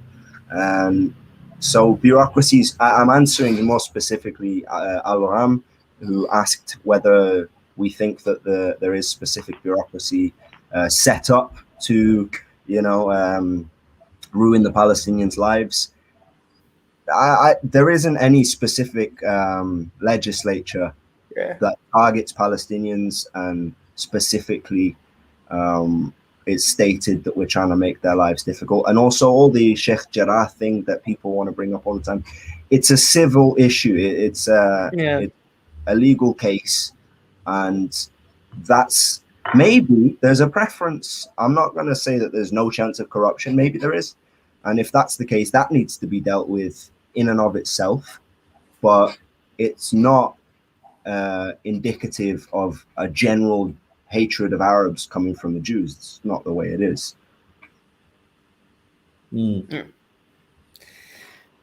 Well, yeah, Go ahead, Jared. Sorry, go ahead, man. Go ahead. I was just gonna say, you bring up a very good point that like the the bureaucracy here is so blunt and rustic. You can't really aim it at any specific group. You kind of have to turn the whole machine, And I'm just saying, like, y'all who don't live here or live in a Middle East country, you just don't understand how bad it can be. But there are specific policies within the bureaucracy that do make life difficult for West Bank Palestinian Arabs. But decisions for that, I believe, are mainly made on like the ministry level, such as like the Ministry for Housing and Construction, I think is what it's called. Like they're the ones who hand out permits in cooperation with the Ministry of Defense. And just the fact that like it has to go through just not one but two different authorities makes it an already difficult system even harder. So it's just sort of a natural consequence of this huge, clunky, terrible thing just having more people thrown into it. I'm not sure if I explained that eloquently, but yeah. Somebody goes, hold on. There's this comment I'm looking for. I'm seeing a lot of comments.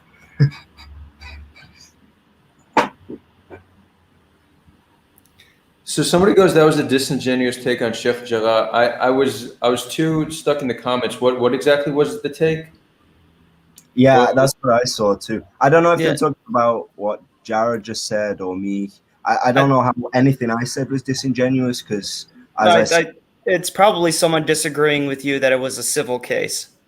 Because people, it simply is. I mean, I know it's a case in the court system, but people just want to believe that evil Jews are throwing brown people out of their houses. That's the narrative they have in their head.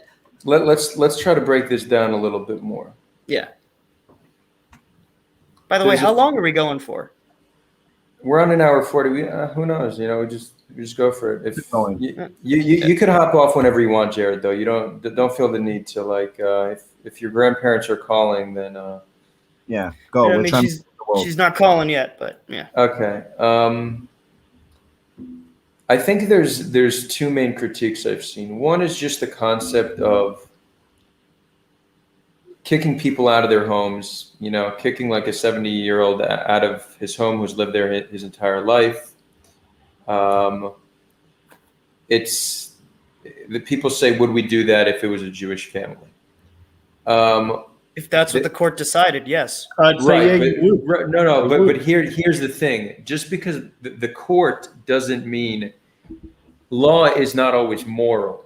And the charge against Israel is that our law is not equal for all people. So to make a legal appeal, I don't think is a good argument because there's a moral claim being made. So you can't, a legal claim does not debunk a moral claim. And this is something I think we often do this. This is one of the reasons why I think we lose a lot of the PR wars. Like if you hear the way we describe us coming to the land, we came here legally, we bought the land legally, we always talk about how everything we did was by law, and I do think that's an important nuance in a certain regard. But at the end of the day, when somebody gets kicked out of their home and you then make an appeal to law, that's just not convincing. So I think we need to understand that if we want to be able to change minds, we shouldn't make a legal argument to debunk a moral claim. When it comes to Sheikh Jarrah, I think it's actually very similar in that regard. I think that just appealing to law isn't enough. And there's a problem in the law that the same law that allows Jews to get their land back from pre-48 does not apply to Palestinians. So Palestinians can't get their land back from pre-48, but Jews can. So that's the other critique. One is that you're just kicking an old man out of his house. The other is that the law doesn't apply equally across the board. So it's true, it is a civil case. I'm just not sure that's convincing, because there's a fair bit more to it. We're going to do a panel on that Sunday. We're going to have a few Israelis and Palestinians have a conversation about Sheikh Jarrah just to bring more clarity. I'd just like to clarify myself then a little bit, because I didn't go into the way I feel about it on a moral level, which is actually totally different. What I'm saying is that there is a legal system, and whatever the legal system decides to do, that's what they're going to do. I cannot personally, I can't do anything to change what the court's going to do. I don't agree that they should have been kicked out of their homes, because especially, it was around a holy time for them. There was no need to do that. Wrong move. Wrong move. I totally agree. There was no need to kick them out. And especially not after all this time. And at the time it happened, which was around Ramadan at the end. I mean, I totally agree that that's wrong. What I'm saying is that you can't hold all Israelis responsible for that. I agree that it's all right. And like I said, the court may well be biased towards Jews. The law, as you, in that particular way that you just stated, clearly is. And I don't necessarily think that it's all, like we just leave it alone and we don't criticize it, because I'm happy to criticize it on a moral level. But legally speaking, there wasn't any laws broken. It wasn't an illegal grab of land. But morally, I agree. Right.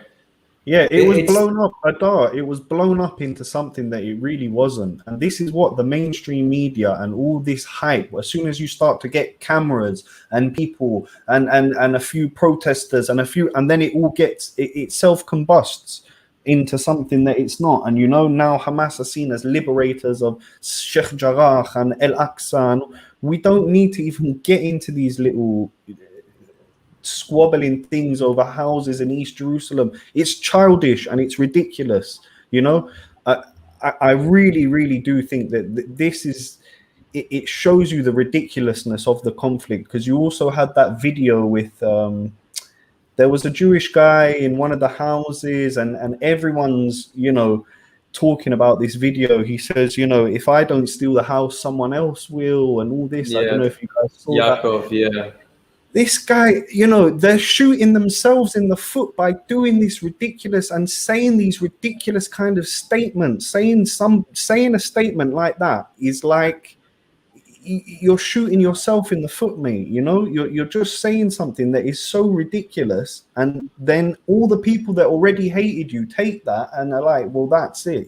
Fine. Look at this guy, and that man does not represent Israeli society, or even a big percentage of Israeli society. I really do think we need to get to a stage where we're not squabbling over hilltops in the West Bank. I'll take this hilltop, you take that hilltop. No, we need an economic, a business, an educational plan for the future that will work on the ground for both Israelis and Palestinians.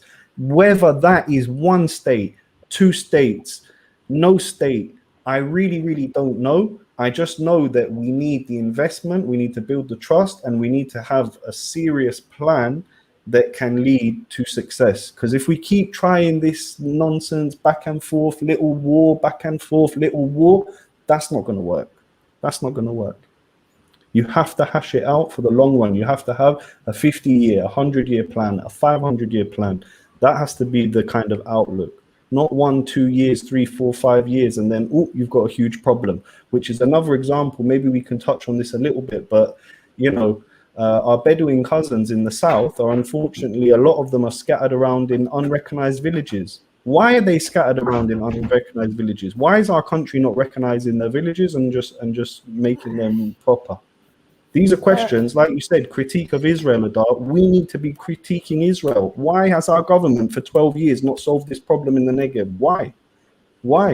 And believe me, it can be solved. Bedouins are very friendly people. They can be talked to. You can sit down. You can discuss.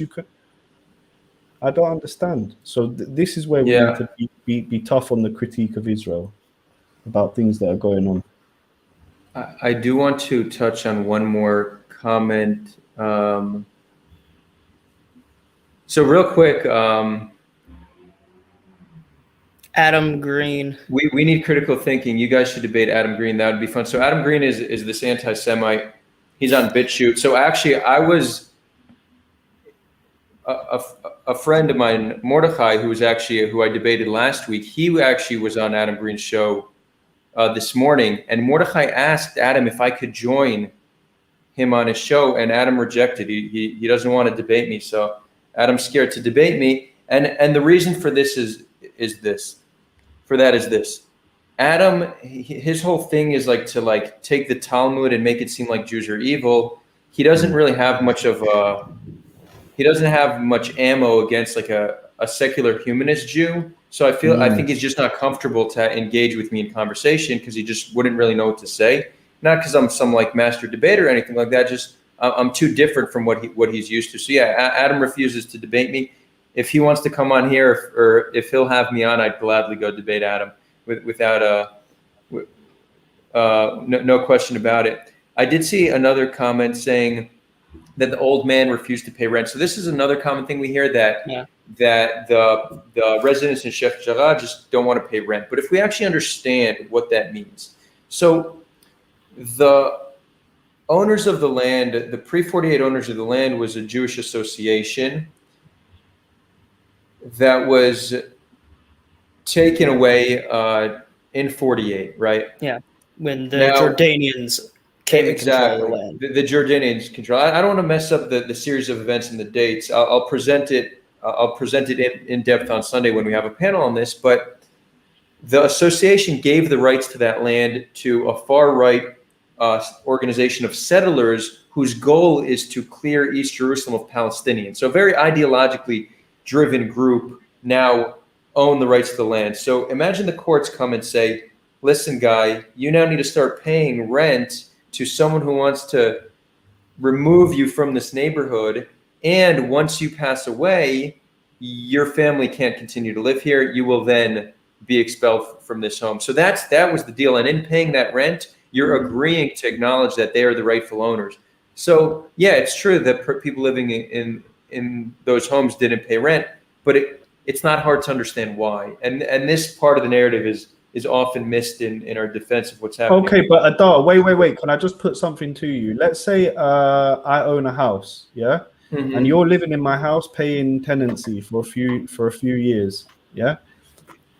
You're paying, everything's going smoothly, and then you get into some financial difficulties and you can't pay your rent. And at first I say to you, sure, no problem, it's okay, no worries.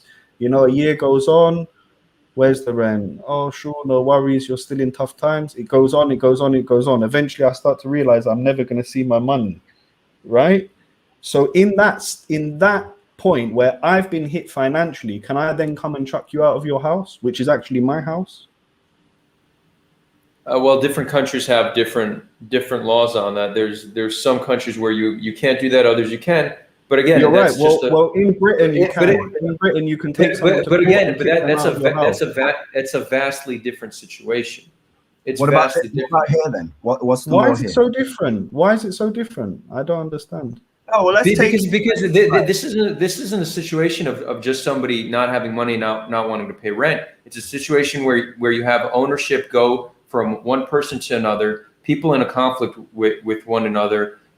a law stating that you need to begin to pay rent to an ideologically driven group of people who want to remove you from that neighborhood, and once you pass away, then your children will be kicked out of that home. In paying it, you're agreeing to that organization owning it. So it's a protest. It's an outright rejection that this far right settler group has ownership of the house. It's a protest of sorts. So it's just again, whatever you think about Sheikh Jarrah, it's just not a comparable situation to just a classic example of somebody not being able to pay rent.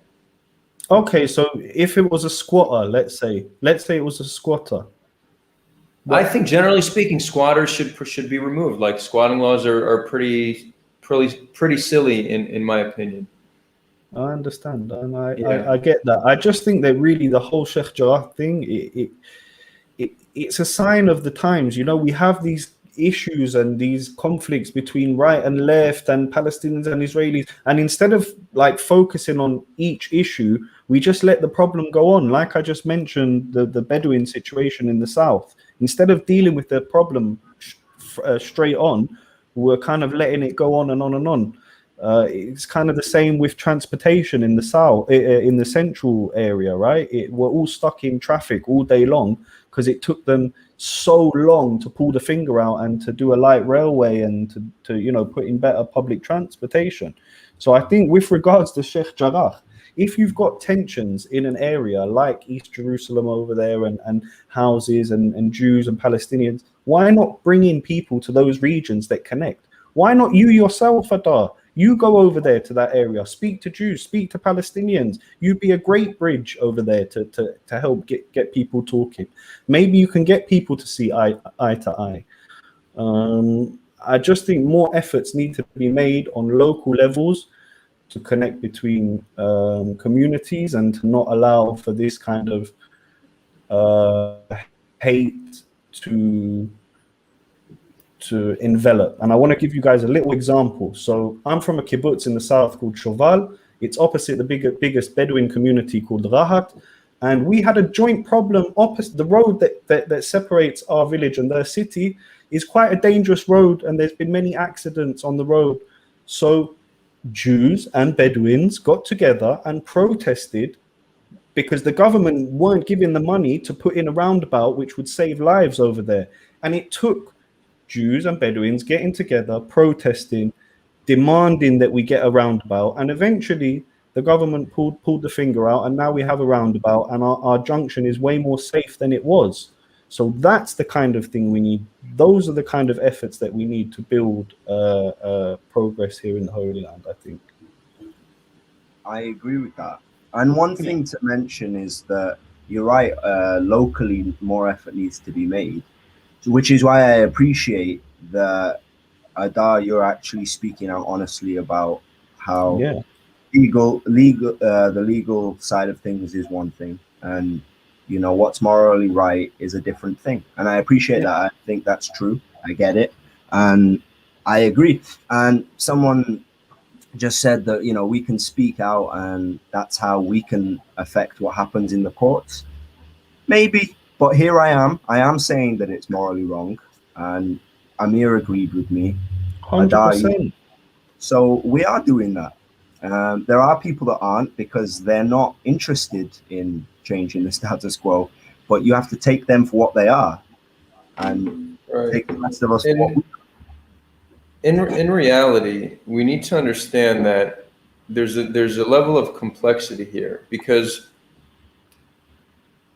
let's say most Palestinians would acknowledge that what's happening in Sheikh Jarrah is wrong, that you shouldn't return ownership to pre-48. But if Israel were to pass a law giving Palestinians ownership to pre-48, then they'd obviously support that, right? So the question is, ideologically, do they not think ownership should ever go back, or is it because it's not going back equally, right? So again, if ownership could go back both ways, then way more people would be on board with it. I think a lot of the people, though, I would say we could probably find a lot of inconsistencies in people's ideological approach when it comes to this, which is not uncommon for how people approach things in general. Like most people just have a very base level argument, but don't have a very principled reason for how they how they arrived there. And we're going to do a panel on this on Sunday, and I'm going to try to bring out some of these inconsistencies by asking a series of tough questions. But let's acknowledge that the question on should land return to people from pre-48, should that be a law? I'm definitely on board with a law like that. I think it should apply to Palestinians as well.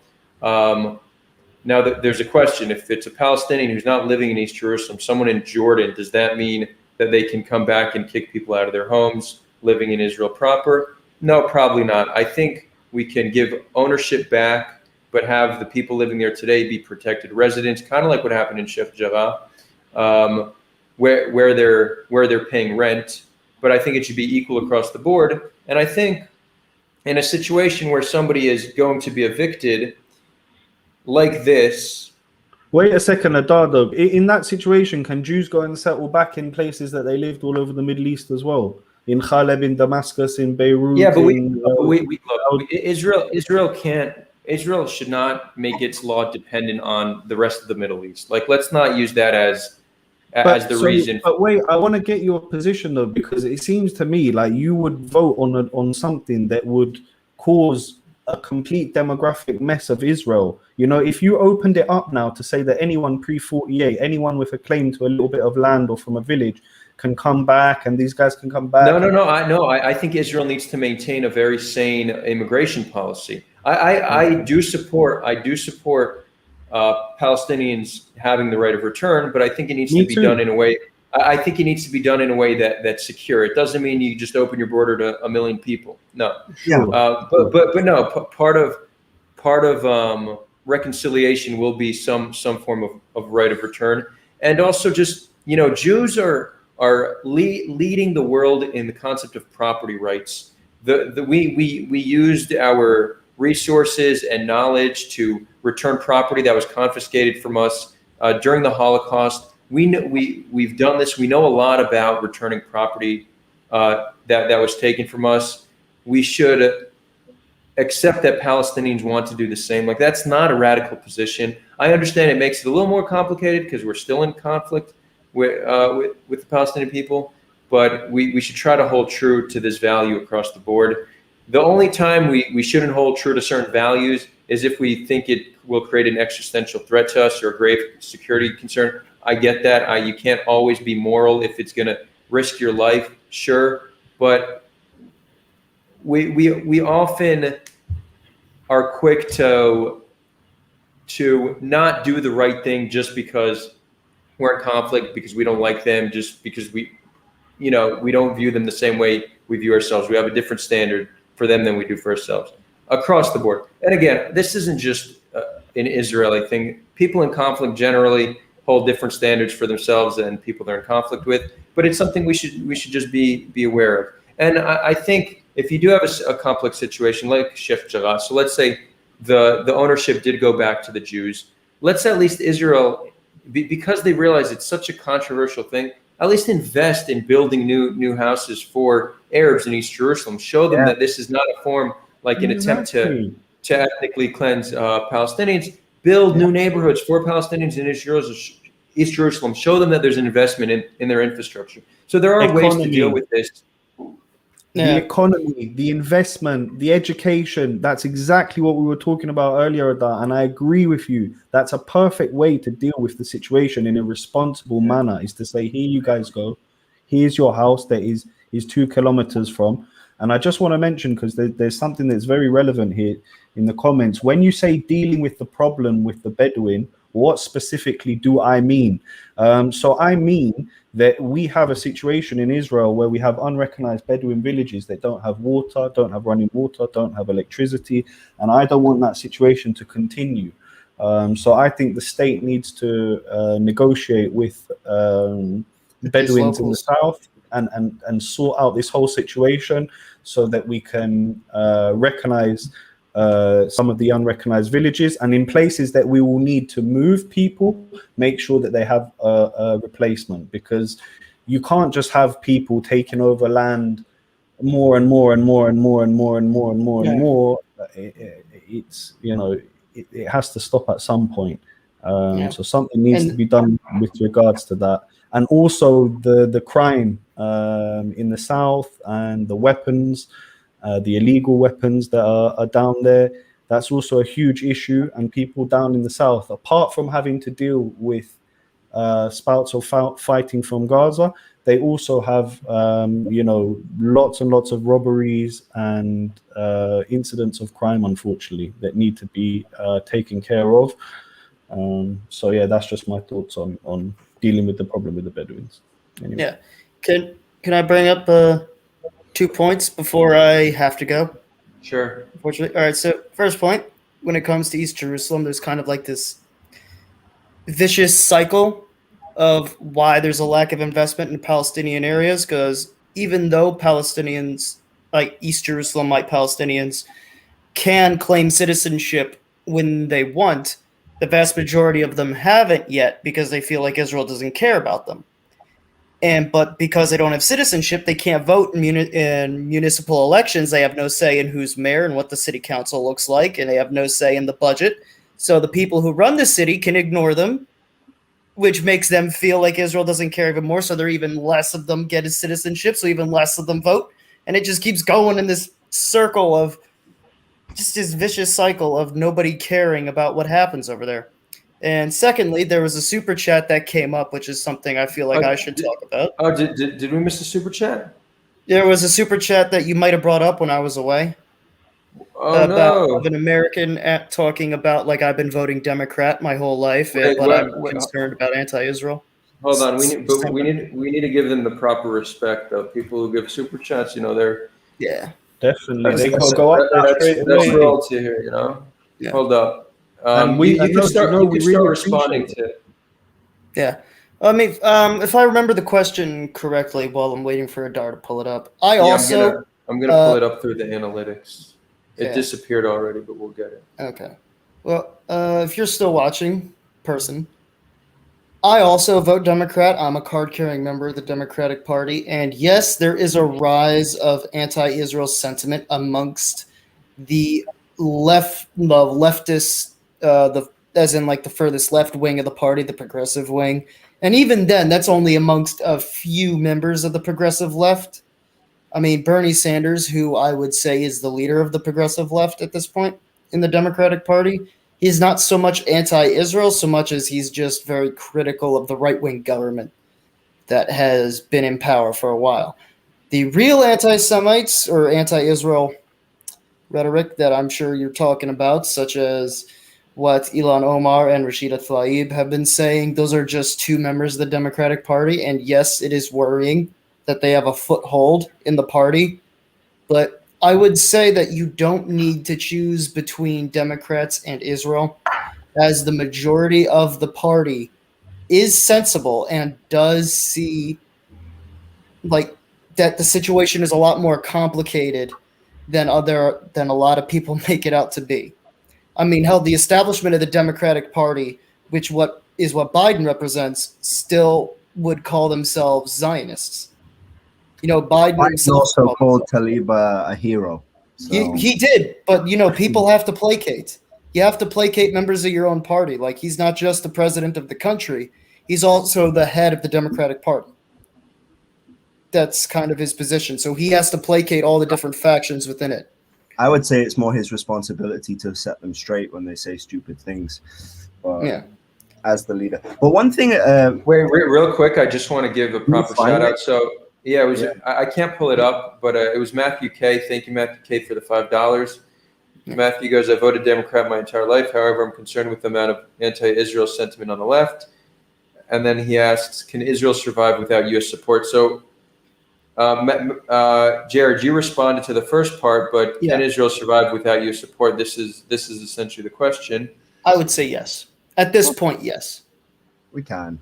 Yeah, I think so too. Yeah, there's a lot of, I see this a lot in Americans, especially left-leaning Americans, even right-wing Americans, just in general, I should probably say, that they think of Israel as a vassal state to America, as if we have to do what they say, we have to inform them of everything we do, we're a client state, we're on our way to becoming state 51. Like, no, No, we're an independent country. We can take care of ourselves. We have our own weapons industry. We don't need to be sending more money to America. We love cooperating with America. We love trading as equal partners. But the Israeli reliance on America was established at a time where Israel was in a bad spot during the the Yom Kippur War. Mhm. That was when we started receiving stuff from America. And we've recognized that that's not a position we want to be in. That's why we've developed our own arms industry. That's why we stopped using American guns. We started using like Israeli guns and Israeli tanks and Israeli APCs. That's And very, Israeli, it's very yeah. recent still. yeah, it's very recent because these things take a while to build up. But we did build it up for that purpose of we can't let the Americans think they run us. I think they still do. They still think that, but the you know, credit, those, right? yeah. There's still the credit arrangement where we get weapons from them based on a credit system, and yet, like that needs to stop because I don't want America to have that kind of power over what we do.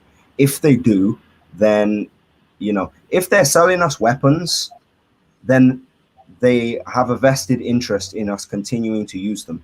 So I don't want them to have any sort of ability to make that happen. We should be able to take it into our own hands and say at least now, any decisions we make, we're not being pressured. We're making them off our own back, and we'll have to take responsibility for those too. Yeah. That's a good point. Another thing that many people don't know is that the $3 billion in aid Israel gets a year, 70% of that needs to be spent on U.S. weapons. So in U.S. industry, that money goes right back to America. Yeah, essentially, that $3 billion is just a subsidy to the American defense industry. Yeah, it's a discount. It's a buddy discount. Exactly, and there's another thing that if Israel needs to foot the bill for their weapons rather than America, it's possible they're going to be a little bit less trigger happy, which I think could potentially be ultimately a good thing. Yeah. It's almost like you need to take responsibility for the weapons you use. No one else is going to pay for it. So again, we don't know how it would play out, but not only am I confident Israel would be okay without U.S. funding, I even think Israel might be better off. I agree. I do want to bring something up because this is a common misconception. Mokan 999 goes, Arabs are Semites also. They are. So they are actually, I recently learned this. Oh, I like this one by Akon Benethane Amir. I call it military coupons. I just saw that one. Pull it up. I like that one. Hold on, Jared, you're jumping. I'm sorry. I'm excited. So actually, Arabs are not Semites, and neither are Jews. There are no Semitic people.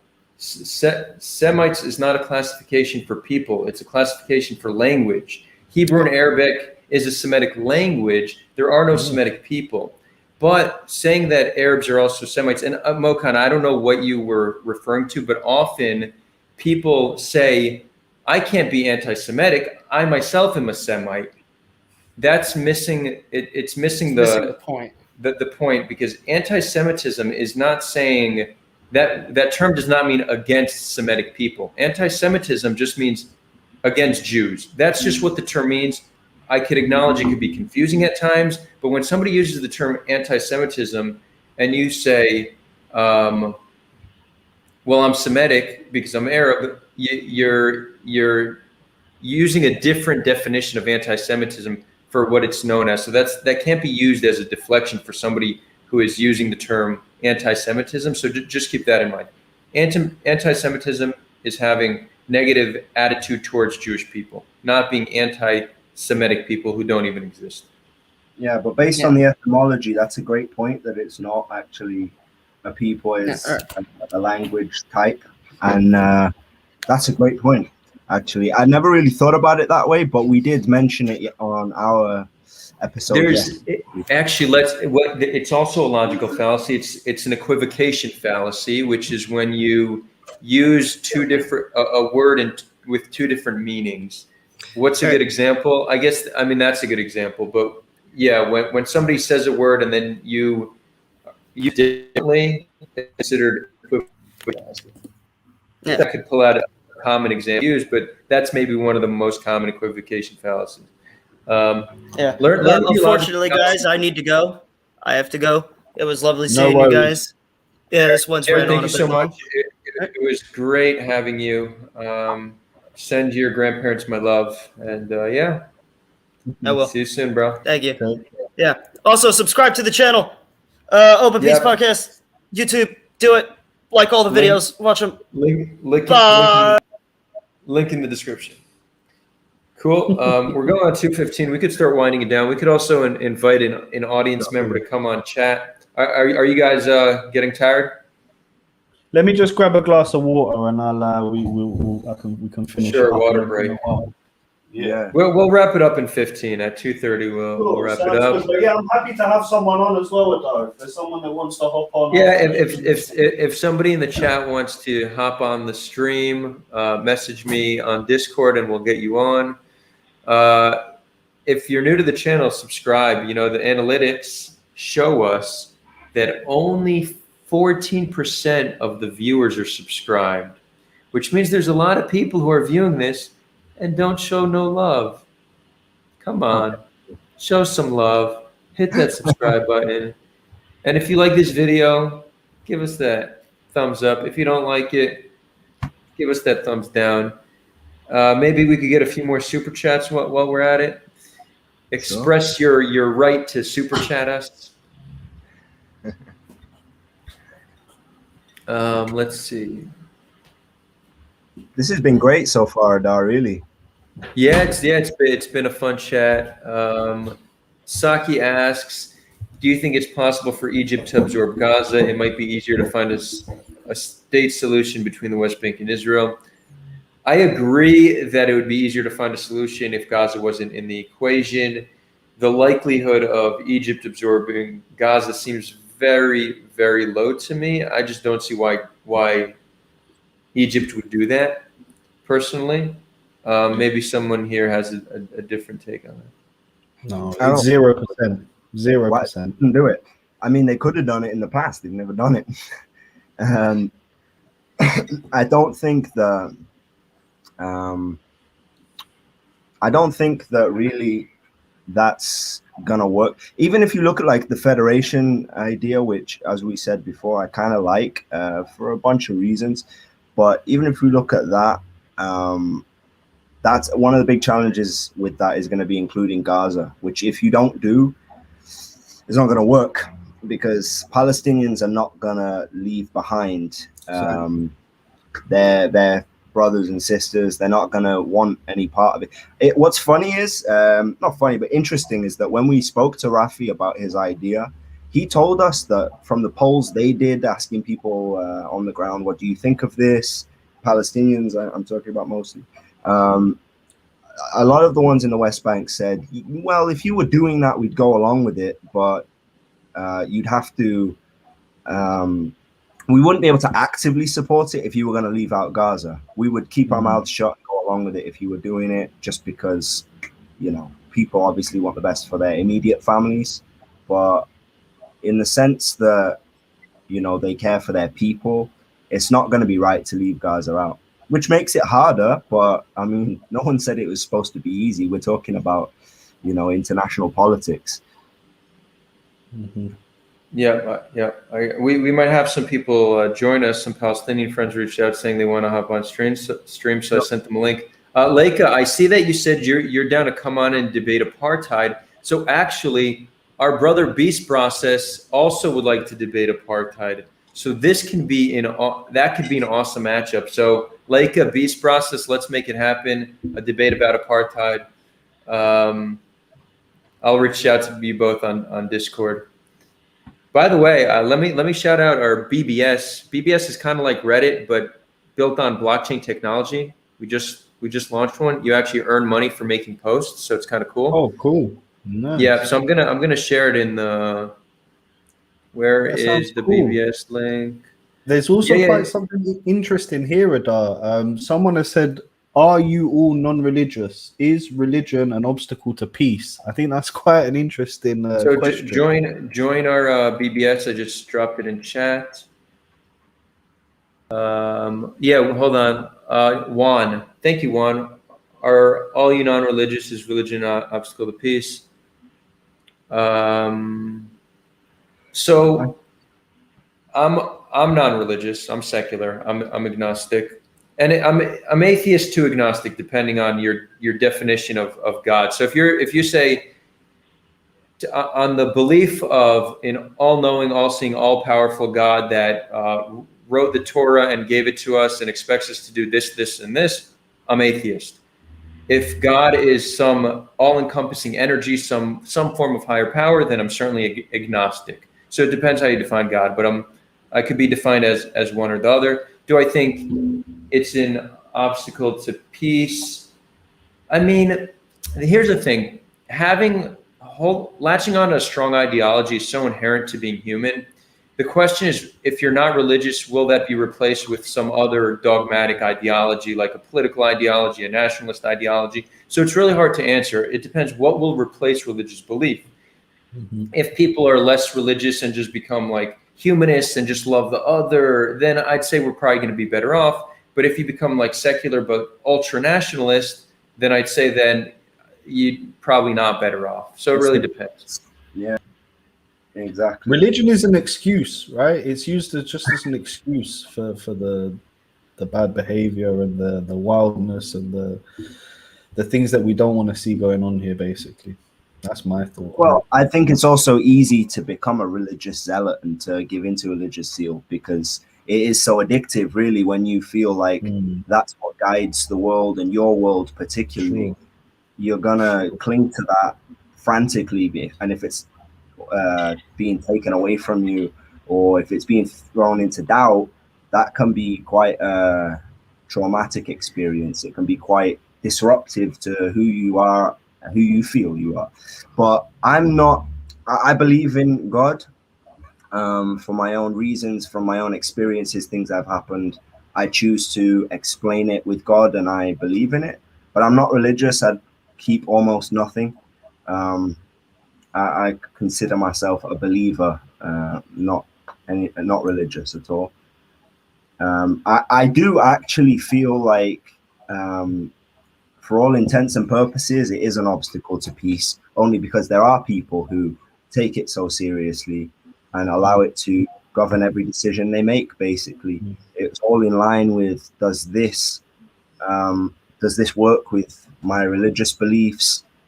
If I were to be understanding of the Palestinians suffering and agree that we do things wrong to them, and then it's like betraying my religion, and by extension, betraying God. And who wants to do that? So, in that sense, prying any sort of control of the situation from their hands is going to be difficult, because we have a massive percentage of the population in Israel that are religious, Haredi, that not all of them obviously have the same opinions on stuff, of course, but there are certainly, it's pretty evident that Bibi was voted for time and time and time again because he had a massive amount of support from the Haredi community, a lot of whom I'm sure have these negative views about Palestinians.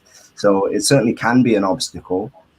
I feel we need to think creatively and not keep ourselves in the box we've been in for the last 70 years, not revisit things. I mean, maybe we can revisit things we didn't give a fair enough go to, but to go back to things that have been discussed a million times and clearly have never gotten anywhere.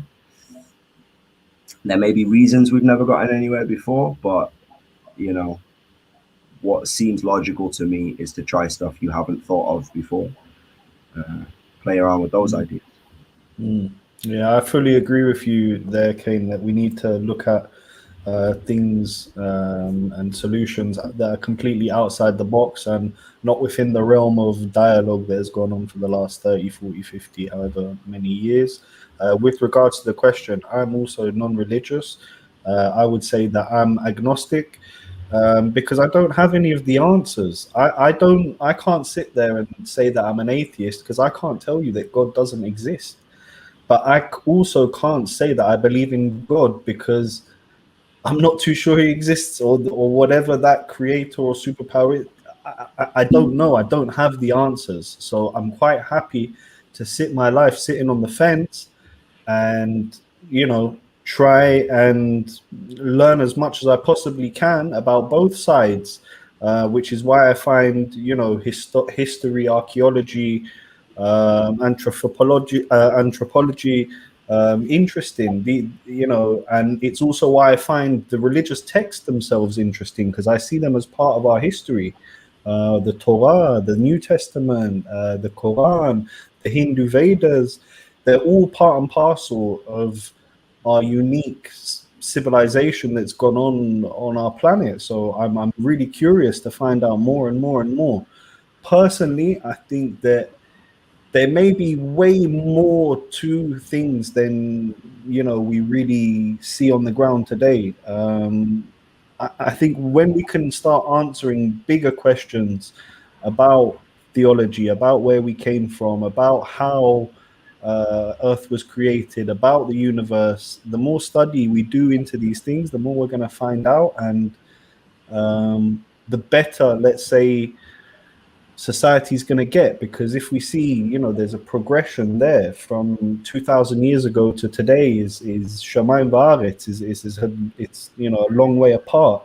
And I think also if you look at just 150 years ago or 200 years ago to where we are today, we're sitting here communicating with people from all across the world. It would be if I told someone 100 years ago that they'd be doing this now, and you could order food and anything you want on your phone and it will just come to your house, they'd be like, what? That's heaven. You're talking to me about what? You can fly? There's flying play. You can 8 hours, you're in. People would really be amazed. So I think we need to be appreciative of what we are given here, whether that's by a creator or whether that's by Big Bang and science, whatever you want to believe. Don't take for granted what's there in front of you. Cherish what you've got. And regardless, if you're a religious person or if you're a non-religious person, be the best person you can be within those boundaries. That would be my advice on that, my take on it. Awesome. So just a quick one. John goes, bring on Israel advocacy movement. So Israel advocacy movement is exactly as it's called. It's an Israel advocacy movement. Yeah, we've had a him large, on. Joseph Cohen? Yeah, we've had Joseph. Yeah, cool. Awesome. So I'm definitely open to having Joseph on. So I've actually been speaking to him. I will be on Israel advocacy movement's channel this coming Wednesday to debate Joseph Cohen on the Nakba and the topic of ethnic cleansing. So whoever doesn't know the channel, follow them. I'll be going on there. Should be an interesting one. And yeah, I'd be happy to have Joseph on the show.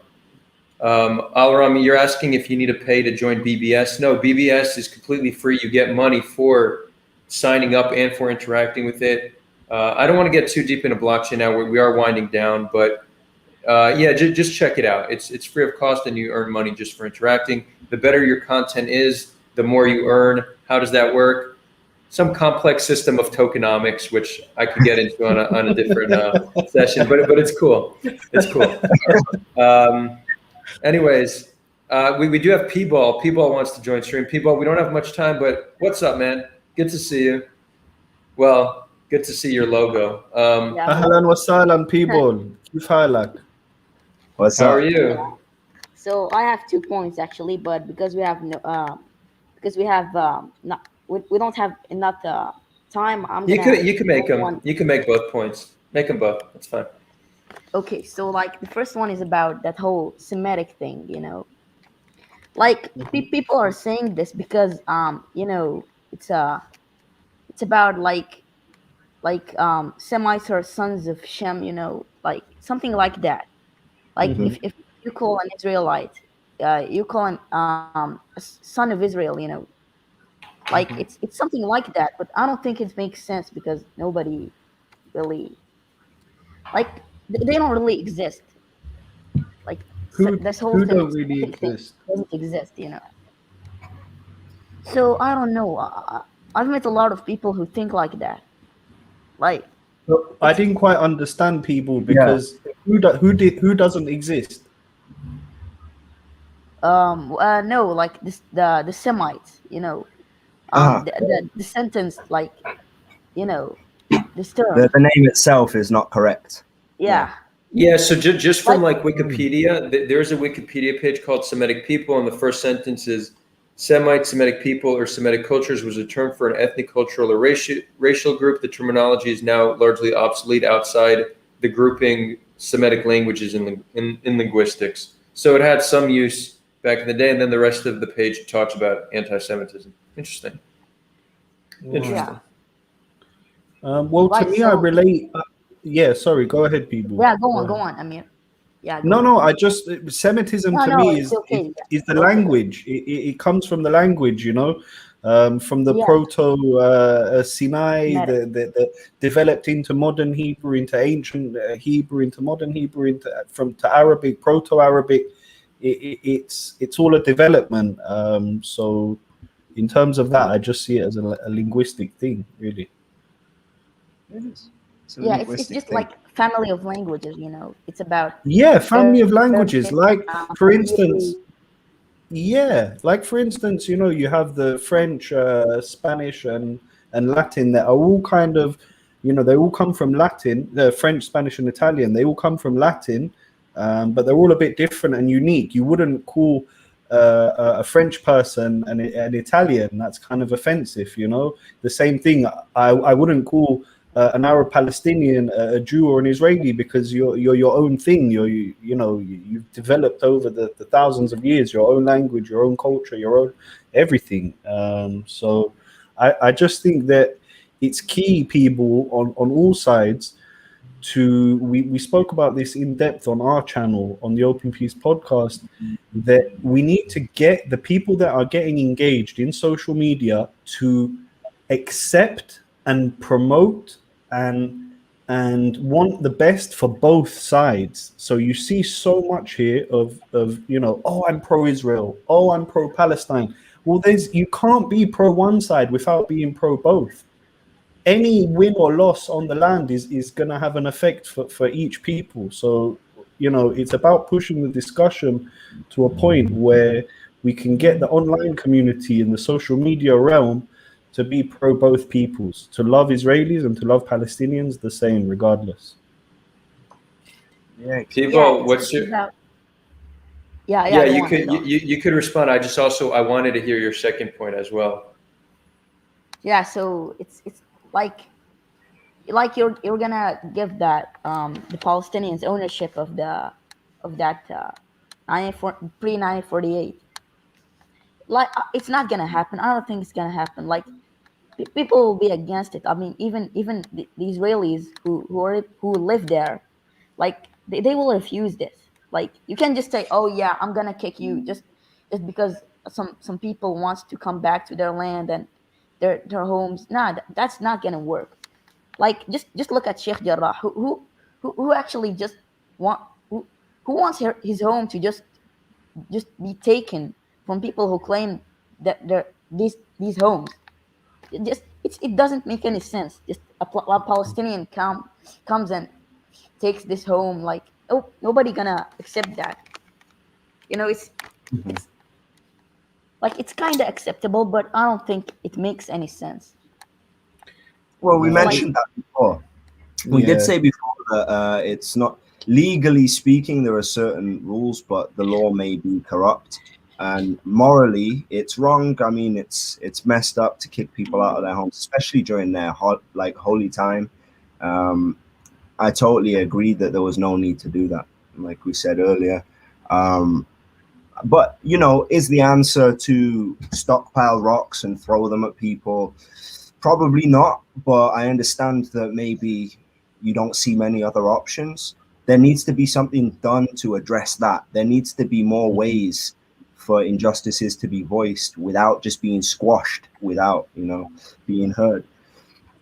There needs to be that comes from the people opening up to the idea of the other side being human. It's a joint effort.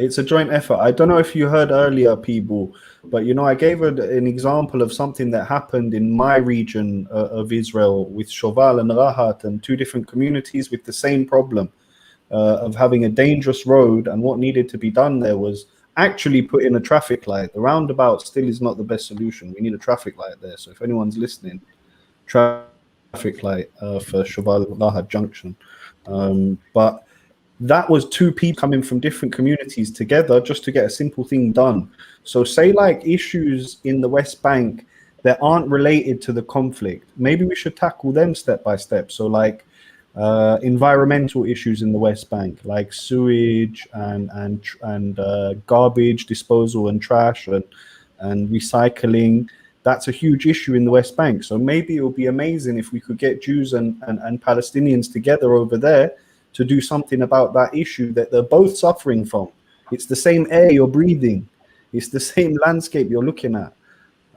So maybe that can help. I don't know what you think about that. Yeah.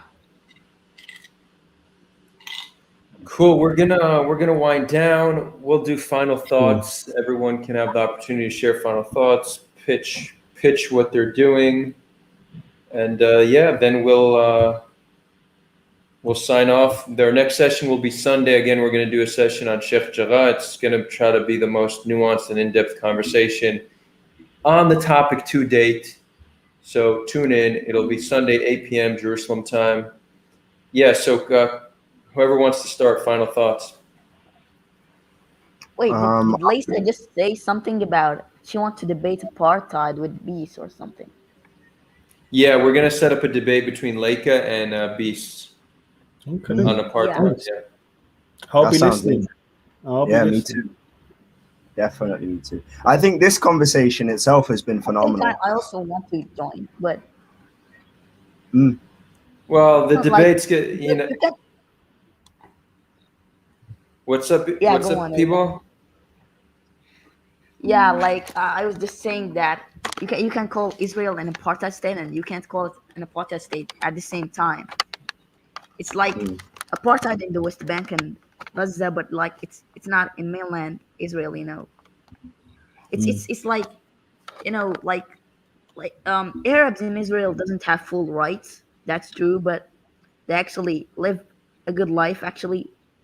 But here in the West Bank, we live like a trash, like settlers having the high life while we just live like water is just all for them. Like we can't even protest with up to 10 people. Like they can protest with I don't know how much numbers, like 60, 70.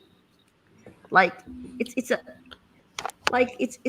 obviously it's an apartheid system in the West Bank, and it should not happen. Well, I guess we'll break that down in depth. Yeah, I mean, I could get into that with be- you now, people, but we'd need another few hours. We dished that out earlier. Whoever's just tuning in now, if you go towards the beginning of the session, we had a fairly long discussion about apartheid. But people, are those your final words? Yeah, they are actually. Awesome. Okay, Good having you as always. Amir, what's up? Yeah. Definitely. Well, one thing I wanted to just pick up on what people said there. We definitely need a change in reality in the West Bank in terms of everything for the way things are run over there. There needs to be wholesale changes. We just need to be realistic about how we're going to reach those changes and what steps need to be made along the way to get where everybody wants to be. It really is going to be a gradual process. Do I think checkpoints are needed everywhere? Definitely not. Do I think there are security concerns? Definitely yes, but they would be minimized by giving more freedom of movement to Palestinians and more opportunities and a better life in general. In terms of coming on the platform, Adar, I just want to thank you for having us on as a team, the Open Peace podcast. And for anyone listening that's out there, please go ahead and check out our YouTube channel. If you like it, go ahead and subscribe, give likes and comments. We really like to get engaged. And feel free to ask any questions. We're here to help. One little comment that I did see in the chat, which really stood out to me, somebody said that this channel is one of the best places to get your Israel or Middle East info. And hats off to you there, Adar. That's an amazing achievement. I think you've done there, and I really do think that this is it's key to pushing things forward, building dialogue, and I really want to congratulate you on the project and wish you a lot of luck in the future with it. Thank you, Amir. I really appreciate it. Yeah. It's So been great about having you. Amir, what do you have said about checkpoints and security? People, you had your Okay. wait, no. You know what? Because I like you, you feel the need to rebuttal Amir's final words. Okay. Just okay. If you No, have to I'm gonna make an exception and let you to rebuttal his final words, but you need to do it in a way that's not gonna fuel a debate right now. So it needs to be very neutral response. Okay.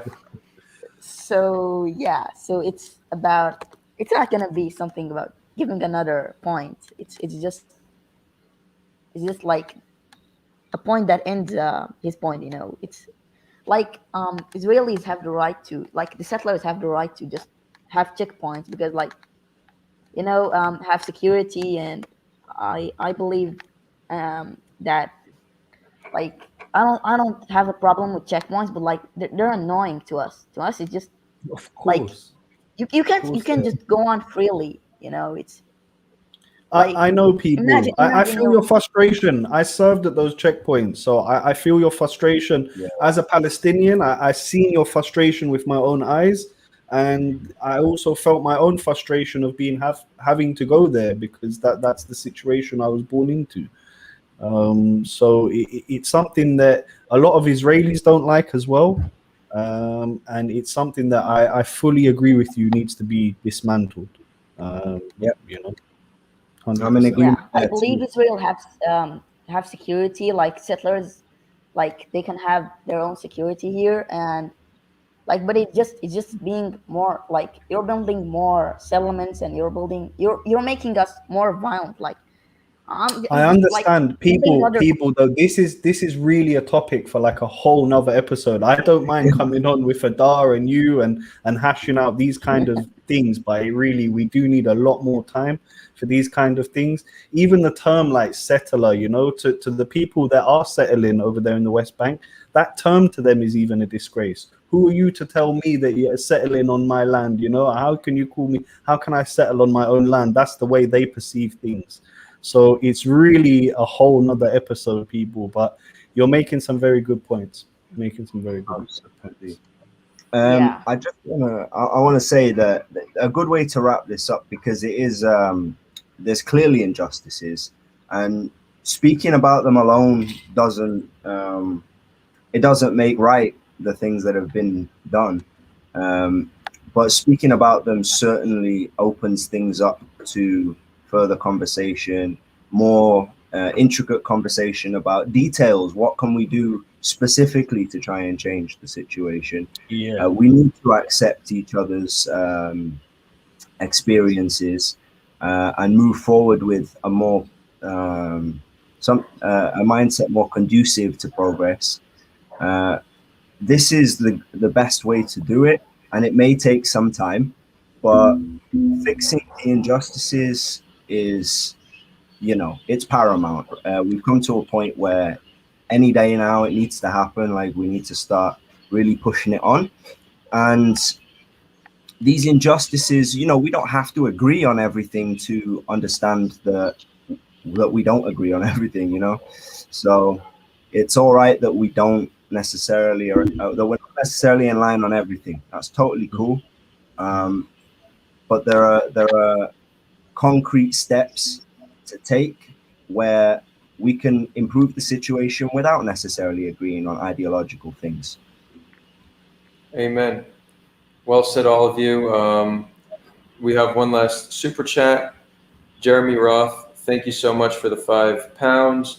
Adar is someone working in international law and has represented cases on both sides of the issue. I'd love to be involved if I can be of any help. For sure, Jeremy, we'd love to have you join us in some capacity. You can find my contact information. There's a link to all my social media platforms in the description. So just reach out to me. Let's set it up. And that goes out to everybody. We're very much a community-run project. Anyone who wants to get involved can be involved. You can contribute in many different ways. You could be on the show if you want. You could help with social media. You could help with booking our guests. Really, the more help we can get, the better. And it's really very much appreciated. With that, we are going to move it to whoever wants. We do have a Discord. We have a large community there. I guess we could do an after party there. I'm not going to join the after party, but I'm sure P-Ball will want to. P-Ball is always down for after parties.